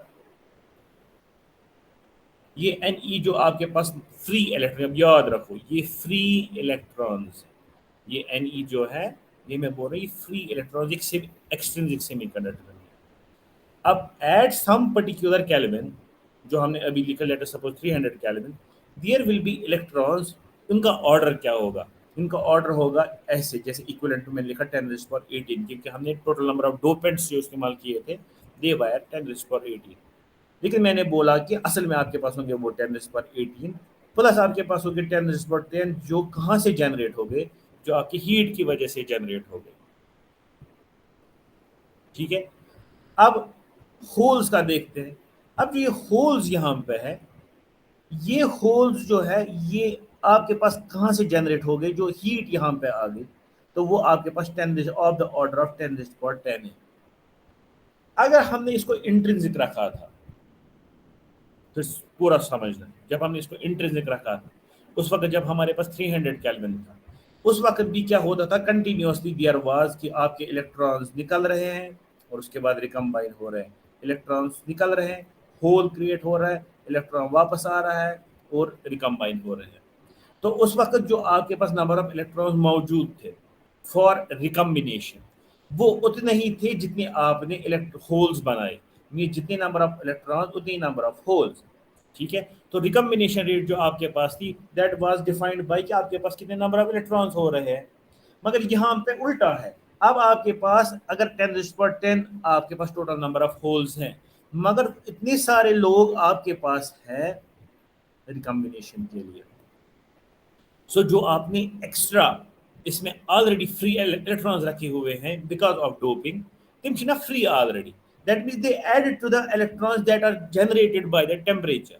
इसका मतलब उसकी वजह से ओवरऑल आपके पास जो टोटल नंबर ऑफ इलेक्ट्रॉन्स हैं, ठीक है, वो इतने बढ़ गए उसकी वजह से लीनियरली, ठीक है, एंड इनवर्सली आपके पास जो टोटल नंबर ऑफ होल्स है वो उसी एंगल से बराबर कम होंगे because you will have more number of electrons now that will be filling up the holes.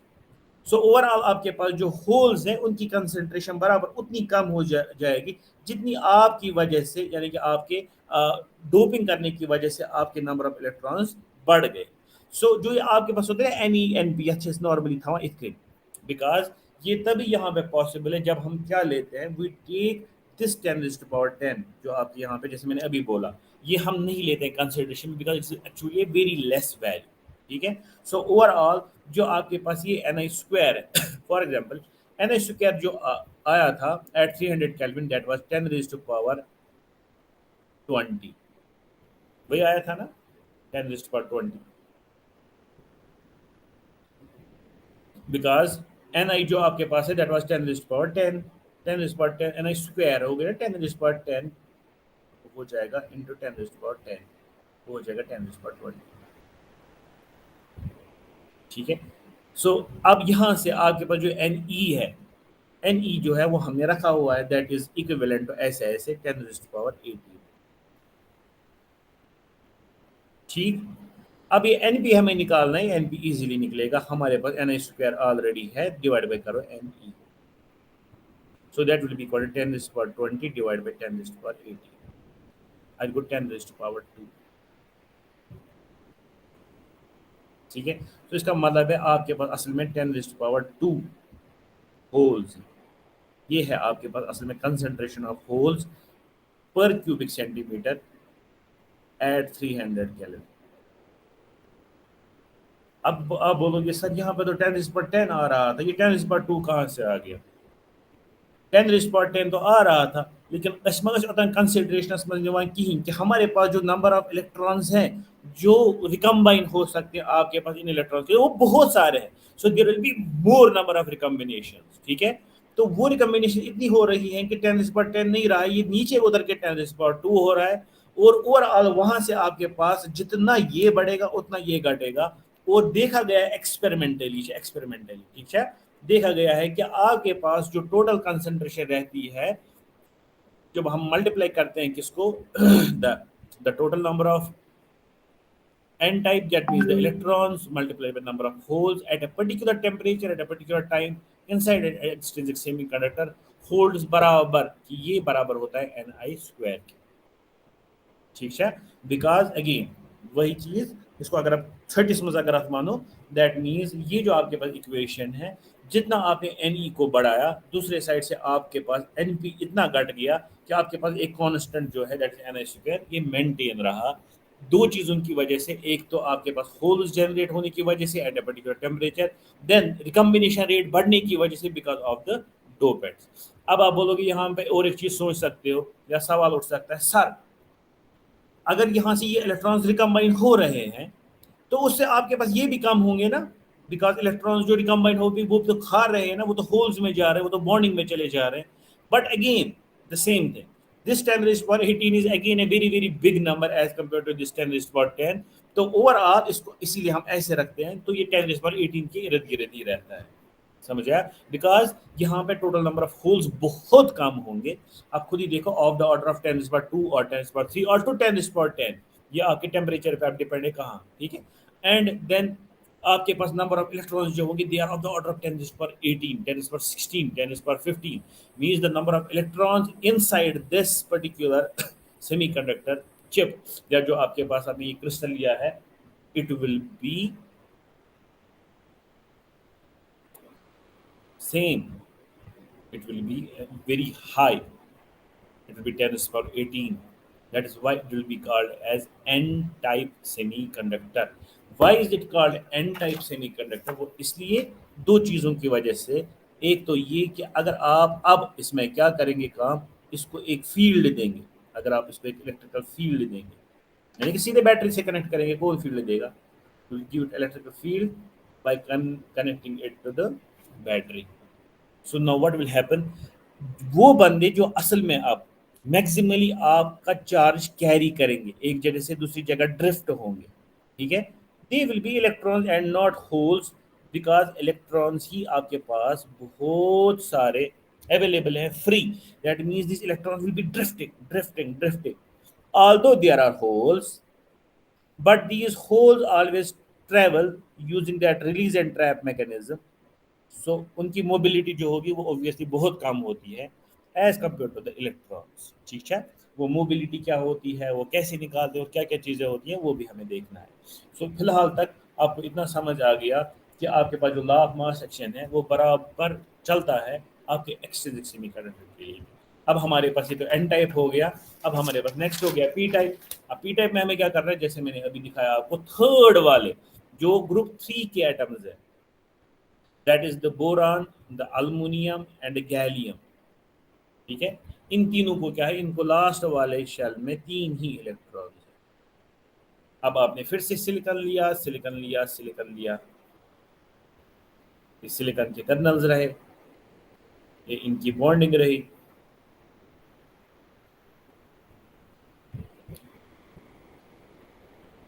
ठीक।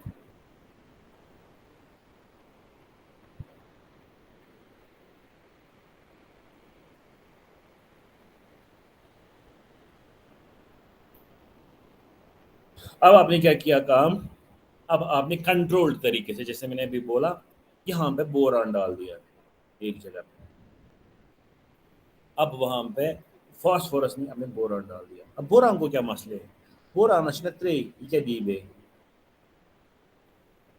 ऑलरेडी जो इलेक्ट्रॉन्स है वो ऑलरेडी बॉन्डेड है। अब यहाँ पे कभी कंफ्यूजन ये हो सकता है, अगर सर इसको 3 है, इसको कंप्लीट ऑक्टेट करने के लिए आपको 8 चाहिए, कहाँ से लाएगा 8, सॉरी और 5, तो फिर 5 सिलिकॉन के साथ इसको जाना पड़ेगा। एक्चुअली वो कंफ्यूजन आपको हटाना है, ऑलरेडी एक क्रिस्टल बना हुआ है, सिलिकॉन ऑलरेडी स्टेबल स्टेट में, समझ आया। then you put in a controlled way, you put the boron inside it, when you will put in boron it won't meddle with other bonds जो आपके पास है कि ये 5 सिलिकॉन्स के साथ बनाएगा बॉन्ड, वो तो ऑलरेडी बनाए हुए हैं, they are already stable। अब इस बेचारे को क्या मसला होगा, कि यहाँ पे एक सिलिकॉन जो है वो जैसे इससे पहले सिलिकॉन से ले रहा था एक कोवेलेंट बॉन्ड, वो तो इसके साथ बनाएगा। यहाँ पे एक इलेक्ट्रॉन है वो इस सिलिकॉन के साथ बनाएगा, और ये इलेक्ट्रॉन है इसका सिलिकॉन के साथ बनाएगा, समझ आया। मगर यहाँ पे जो आपके पास नेक्स्ट सिलिकॉन है वो फंस गया, उसको तो मिल ही नहीं रहा है, जब यहाँ पे उसके लिए अब बॉन्डिंग है ही नहीं। तो इस वाले पर्टिकुलर सिलिकॉन वाले इलेक्ट्रॉन के लिए यहाँ पे एक चीज क्रिएट हो गया, that is the hole, that means an affinity. Again जो इसलिए मैं बोल रहा था एफिनिटी, यानी एक वाइड। किसके लिए वाइड? भाई कहीं से एक इलेक्ट्रॉन आता और यहाँ पे बैठ जाता और मेरा ऑक्टेट कंप्लीट होता, समझ आया। मगर वो तो होगा नहीं, क्योंकि आपके पास यहाँ पे बोरान है। जैसे वहाँ पे फास्फोरस था, उसका एक्स्ट्रा एक इलेक्ट्रॉन था, इसी तरीके से यहाँ पे बोरान है। तो यहाँ पे सिलिकॉन जो है, सिलिकॉन बेचारा हो गया अब परेशान। इसके पास अब एक होल बचा हुआ है, और उस होल में इसको इलेक्ट्रॉन चाहिए ताकि ये बॉन्डिंग करे, लेकिन वो आपको अभी कोई इलेक्ट्रॉन है नहीं जो इसमें जा सकता है। लेकिन फिलहाल आपके पास एक होल क्रिएट हो गया। वो किस लिए क्यों हो गया? क्योंकि आपके पास बोरान की लास्ट शेल में 3 ही है, 4 होते तो 4 सिलिकॉन बराबर इसके साथ इस टेट्राहेड्रल स्ट्रक्चर में आ जाते, डायमंड स्ट्रक्चर में आ जाते। लेकिन यहाँ पे चूंकि एक आपके पास लैक्यूना आ गया, आपको एक इलेक्ट्रॉन चाहिए इस सिलिकॉन को ताकि ये क्या हो जाए, ये बराबर ले ले अपना हिसाब किताब, लेकिन वो अभी आपके पास नहीं है। तो अभी आपके पास यहाँ पे होल क्रिएट होगा। और ये सारी बात जो हो रही है, अगेन ये कब की बात हो रही है? ये 0 केल्विन की बात हो रही है, इसलिए मैं बोल रहा हूँ कोई इलेक्ट्रॉन नहीं है। Because at 0 Kelvin you have no electrons, you have no holes, ठीक है, inside silicon। मैं बाकी चीज़ों की बात नहीं कर रहा। एट 0 केल्विन यूर कंडक्टर जो आपके पास होंगे, जो बाकी एल्युमिनियम होगा, जो आपका कॉपर होगा, they will act as superconductors. उसके पास फ्री इलेक्ट्रॉन्स इजीली होंगे। यहाँ पे कोई फ्री इलेक्ट्रॉन है ही नहीं, वो सारे बॉन्डेड है। That means there is no free electron, there is no free hole. But जब मैंने फ्री इसमें होल तो है ना हमारे पास एनपी टाइप में, जी 0 केल्विन में तो है ना हमें होल पी टाइप हाँ, में। अभी नहीं, अभी मैंने डोपिंग नहीं किया, अब कर रहा हूँ डोपिंग, ठीक है। अब जब मैंने बोरान एटम डाला, अब मैंने यहाँ पे बोरान एटम दूसरा डाला, कहीं और बोरान एटम डाल दिया, अब वो वाले बंदे वहाँ पे होल्स क्रिएट करते गए। अब बराबर वैसे ही होगा जैसे हमने वहाँ पे बोला। अगर आपने total number of boron atom इसमें डाले हुए हैं 10⁻18, ठीक है, तो सिंपली आप कितनी होल्स क्रिएट कर रहे हो? सो आप नंबर ऑफ होल्स जो क्रिएट कर रहे हो आप 0 केल्विन पे भी, that is 10⁻18 holes. And how many electrons will be there at 0 Kelvin? Nothing, no electron. Sir लेकिन जो बोरॉन के राइट साइड में जैसे सिलिकॉन है, इसको भी है ना 4 इलेक्ट्रॉन, तो इसको भी फिर 1 इलेक्ट्रॉन रहता है ना, ऐसे ही जो बोरॉन सिलिकॉन के को पास ही 1 रहता है, उसी को तो रहता है ना, सिलिकॉन को ही रहता है, वरना कहाँ बोरान को रहता है? Yes sir. सर तो वो बनेगा ना फ्री इलेक्ट्रॉन सिलिकॉन का? कौन सा वाला? सर जो मतलब बोरॉन के राइट साइड में सिलिकॉन है, जो अब 3 के साथ बना रहा है बॉन्ड, हाँ उसके पास वो अब है ना 1 इलेक्ट्रॉन, जिसको हाँ, चाहिए था दूसरा इलेक्ट्रॉन, तो वो नहीं रहेगा फ्री इलेक्ट्रॉन की वो तरह? कहाँ से फ्री रहेगा, वो तो बॉन्डेड में है ना। सो वो ना बॉन्डिंग मंस। सर अब लेकिन उसको अब मतलब है वो चाहिए किसी के साथ इलेक्ट्रॉन, बॉन्ड? हाँ अब उसको चाहिए ना इलेक्ट्रॉन, मगर वो है ना खुद बेचारा बैलेंस शेल में, सो बना फ्री। सो मा जो कंडक्शन बैंड है सो ना बैलेंस से मन, तो वो हाँ बैलेंस बैंड में उसको चाहिए इलेक्ट्रॉन ताकि उसको वो स्टेबल हो जाए, समझ आया। तो यस वो सर। नहीं है, वो उसको एनर्जी चाहिए। हाँ वो हो सकता है फ्री, जो वहां पे है ना सिलिकॉन का इलेक्ट्रॉन, वो फ्री हो सकता है जब उसको एनर्जी मिलेगी। तो एनर्जी नहीं मिली ना उसको, दैट यस मीन्स सर। वो मांग रहा है वहां से, वो तो वहां पे वाइड क्रिएट करेगा, that will be the hole. तो अब चूंकि नो इलेक्ट्रॉन है, then move it, give it temperature, move to 300 kelvin. Obviously when you to 300 kelvin तो इलेक्ट्रॉन्स जनरेट होना स्टार्ट हो गए, और होल्स भी स्टार्ट हो गए। यहाँ से इलेक्ट्रॉन्स निकला और होल भी आ गया, इलेक्ट्रॉन निकला और होल भी आ गया। अब बराबर उसका उल्टा हो जाएगा जो आपने इससे पहले देखा था एन टाइप में। एन टाइप में हमने देखा कि 0 केल्विन पे आपके पास टोटल नंबर ऑफ होल्स 10⁻18 है और नंबर ऑफ इलेक्ट्रॉन्स कुछ नहीं है। But at 300 Kelvin, the total number of holes will be 10⁻18 plus जो आपके पास intrinsic carrier concentration उस वक्त होगी, that is 10⁻10. So you will have these number of holes. But at 300 Kelvin, you will have only 10⁻10 electrons. In fact, less than 10⁻10 electrons. Why? Because you have many number of holes. जो भी electrons आपके पास generate हो रहे हैं ना, वो easily capture कर रहे हैं, वो जल्दी से ट्रैप हो रहे हैं, they are getting trapped into the holes, क्योंकि ऑलरेडी होल्स बहुत सारे हैं। उसकी वजह से जो ये 10⁻10 है ये गिरते गिरते 10⁻5, 10⁻4, 10⁻3 तक आ जाएगा, और वहां से होल्स की कंसंट्रेशन इक्विवेलेंट रहेगी 10⁻18 की, सच दैट यहाँ पे भी बराबर आपके पास Ne इंटू NH या NP रहेगा Ni²। ये लॉ ऑफ मास से यहाँ पे भी बराबर चलेगा। और यहाँ पे यही चीज़ है कि यहाँ पे NP बहुत ज़्यादा होगा और Ne बहुत कम होगा। NP ज़्यादा होने की वजह से यहाँ पे आपके पास जो कंडक्शन होगा वो नहीं होगा इलेक्ट्रॉन्स के थ्रू ज़्यादा, that will be because of holes. अब यहाँ पे बहुत बड़ा कंफ्यूजन होता है कि सर अब अगर यहाँ पे होल्स बहुत ज़्यादा है, इलेक्ट्रॉन्स बेचारे कम है, तो करेगा कौन कंडक्शन? मसला है ना कि जो हमारे पास होल्स हुआ करते थे, तुम वो खाली जगह हैं, और जहाँ पे हम बोलते थे जब कभी होल कंडक्ट करते हैं असल में इलेक्ट्रॉन चलता है रिलीज एंड ट्रैप मैकेनिज्म से। सो जब अब हमारे पास यहाँ पे इलेक्ट्रॉन है ही नहीं, न के बराबर है, बिकॉज यार ओनली 10⁻2, 3 और 4 और 5, एंड आपके पास जो टोटल नंबर ऑफ होल्स है 10⁻18। सर अब कंडक्शन कहाँ से होगा? कौन से इलेक्ट्रॉन यहाँ पे घूमेंगे? ये तो कुछ ही इलेक्ट्रॉन्स है। अब मसला यहाँ पे ये होता है कि होल्स का घूमने का मतलब हो गया जब हम इस पी टाइप मटेरियल को एक्सटर्नली इलेक्ट्रॉन का सोर्स लाएंगे। क्या लाएंगे? जैसे हमने इसको क्या लगा दिया, बैटरी के साथ कनेक्ट कर दिया। अब बैटरी का यहाँ पे नेगेटिव आ गया, और बैटरी के अब नेगेटिव का मतलब होगा यहाँ से इलेक्ट्रॉन्स का एक सी आ गया बिकॉज ऑफ द करंट। वो सी ऑफ इलेक्ट्रॉन्स अब इजीली यहाँ पे रिलीज ट्रैप करके कंडक्शन स्टार्ट करेंगे। लेकिन हम उस वक्त उसको नहीं बोलेंगे ये इलेक्ट्रॉन की ये कंडक्शन है। Why? Because all of the electrons will actually be moving through release and trap mechanisms. That means in reality it is actually the hole current, न कि इलेक्ट्रॉन करंट, बिकॉज यहाँ पे मैक्सिमली होल्स हैं। इन सब electrons को आना चाहिए what कर पकन एक जाए पर बेकी जाए, समझाया? So the current won't be actually due to electrons, it will be because of electrons, but it will be through the release and trap mechanism। और जो release and trap mechanism है वो हम डायरेक्टली किसको सहरा बांधते हैं? होल को। वो हम बोलते हैं वो तू खाली जगह घूम रही है। तो वही हो गया कि आपके पास असल में आपके होल्स घूमेंगे। तो फिलहाल हम उसके लिए एक जगह बना रहे हैं, और उस जगह के लिए हमने बनाया एक दूसरा मटेरियल, एक दूसरा एक्सट्रिंसिक सेमीकंडक्टर जिसको हम बोलते हैं P type semiconductor. That means इसमें आपके पास टोटल नंबर ऑफ होल्स ज्यादा है। Got it? शाबाश, जल्दी से। अब हमारे 12 बजे मीटिंग है, उससे पहले मुझे कोई जो भी सवाल है वो जल्दी से बोलो, कोई कंफ्यूजन क्वेरी है?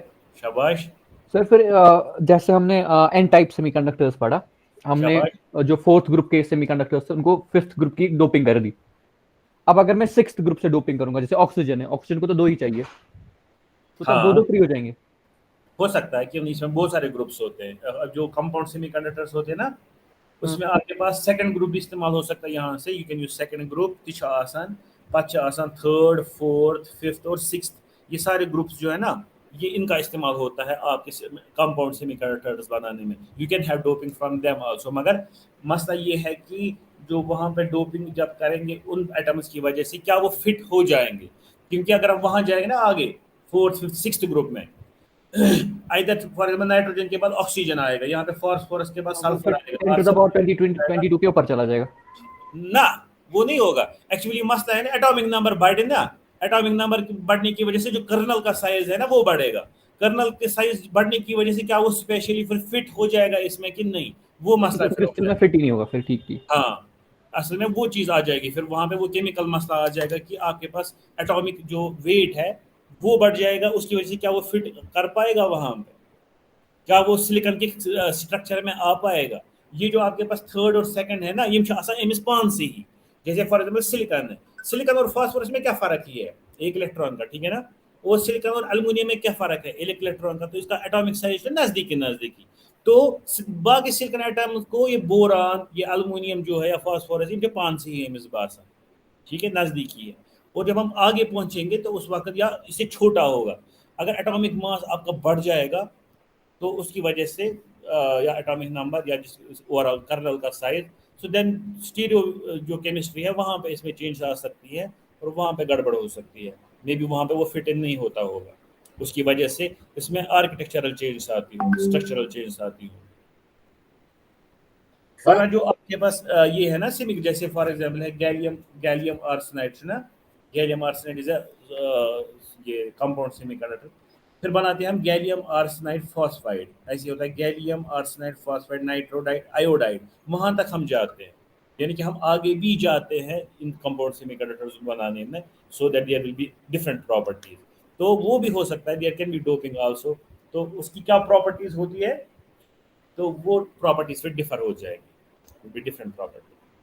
सर फिर नेसेसरी मत है कि एक ही टाइप की इम्प्योरिटी डालूं, मैं डिफरेंट टाइप ऑफ इम्प्योरिटीज भी डाल सकता डिफरेंट टाइप्स की impurities, like for example silicon है ना, इसमें आप बोरान भी कर सकते हो, एल्युमिनियम भी कर सकते हो, गैलियम भी कर सकते हो। यहाँ से इफ यू यूज 3, अगर आपको 5 चाहिए तो you can use phosphorus, arsenic, nitrogen normally इस्तेमाल नहीं, क्योंकि गैसेस है, उससे ये करना थोड़ा सा। वैसे बोरान भी आई थिंक, बोरान से गैसेस ना, बोरान से लिक्विड आसान। तो और कोई सवाल? तो जी सर पी टाइप और इंट्रिंसिक सेमीकंडक्टर्स में बिहेवियर सेम है, बट डिफरेंस ये है कि उसमें हम डोपेंट ऐड करते हैं and by virtue of temperature उसमें कंडक्शन स्टार्ट होती है इंट्रिंसिक में, बस इतना ही फर्क है ना। नहीं, क्या बोल रहे हो, इसमें जब तो मैं बोलता ये बिहेवियर सेम ही है ना उनका। resistivity change, resistivity, the main thing that we change it is resistivity। और वो resistivity की हमें इक्वेशन डिराइव करनी है, कैसे चेंज होगी, कितनी चेंज होगी, समझ आया? That is the main thing. Sir P type मतलब फिर इंसुलेटर्स के करीब जाता है। हाँ, हम्म पी टाइप जो है नहीं, ये कहाँ इंसुलेटर्स के करीब जाएगा, ये इसमें है ना मसला। देखो जितना उसको फेंकने की क्षमता है ना, किसको, एन टाइप को, उतनी इसको पकड़ने की क्षमता है ना। ये मान लो आप, जैसे फॉर एग्जांपल जैसे क्लास भरी हुई है, जब भरी हुई क्लास है तो उसको क्या है, उसको बच्चे बाहर फेंकने की क्षमता बहुत है। लेकिन जब आप क्लास खाली होगी ना, तो बच्चे अंदर लाने की क्षमता है ना बहुत।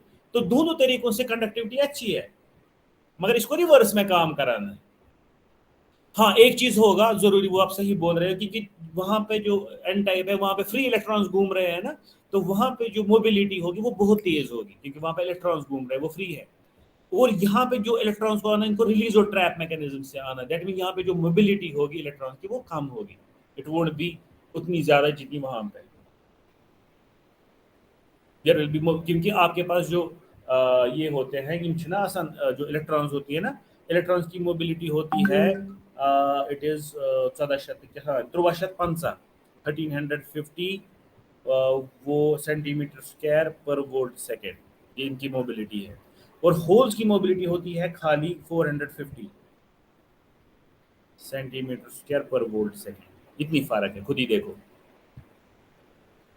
इलेक्ट्रॉन यूज चला उससे पका 1350 सेंटीमीटर स्क्वायर पर वोल्ट सेकेंड, ठीक है, इसका यूनिट है।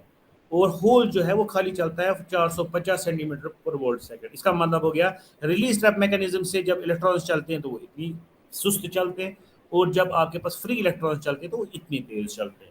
There is a hell lot of difference. वही डिफरेंस आपका आ जाएगा पी टाइप और एन टाइप में जब उनको यूज करेंगे। Got it? सर जी हम लोग जो डोपेंट ऐड करते हैं ना वो यूजुअली न्यूट्रल होता है। अगर हम लोग कोई केटाइन ऐड करेंगे उससे उसकी ज्यादा इलेक्ट्रॉन्स तो होंगे ना केटाइन के, उससे कंडक्टिविटी भी बढ़ सकती है ना। सही सही सही। आप अभी हम रुकते हैं, ये सवाल आप मुझे इंशाल्लाह नेक्स्ट क्लास में पूछें क्योंकि हमारी मीटिंग में, ठीक है। ये हमें देखना है, हमें ये भी देखना है कि जो आपके पास इंट्रिंसिक सेमीकंडक्टर है वो इलेक्ट्रिकली न्यूट्रल है, एक्सट्रिंसिक सेमीकंडक्टर भी इलेक्ट्रिकली न्यूट्रल बराबर रहता है। लेकिन कैसे रहता है, आपको ये कंफ्यूजन होगा, सर हमने तो इसमें इलेक्ट्रॉन्स डाल दिए इतने सारे, तो ये कैसे इलेक्ट्रिकली न्यूट्रल हो सकता है। लेकिन ये अगेन इलेक्ट्रिकली न्यूट्रल ही रहता है। वो क्यों रहता है वो हम इंशाल्लाह नेक्स्ट क्लास में देखेंगे, ठीक है। अभी आज हमारा 1.5 2 घंटे का क्लास हो गया। चलो खुदा हाफिज।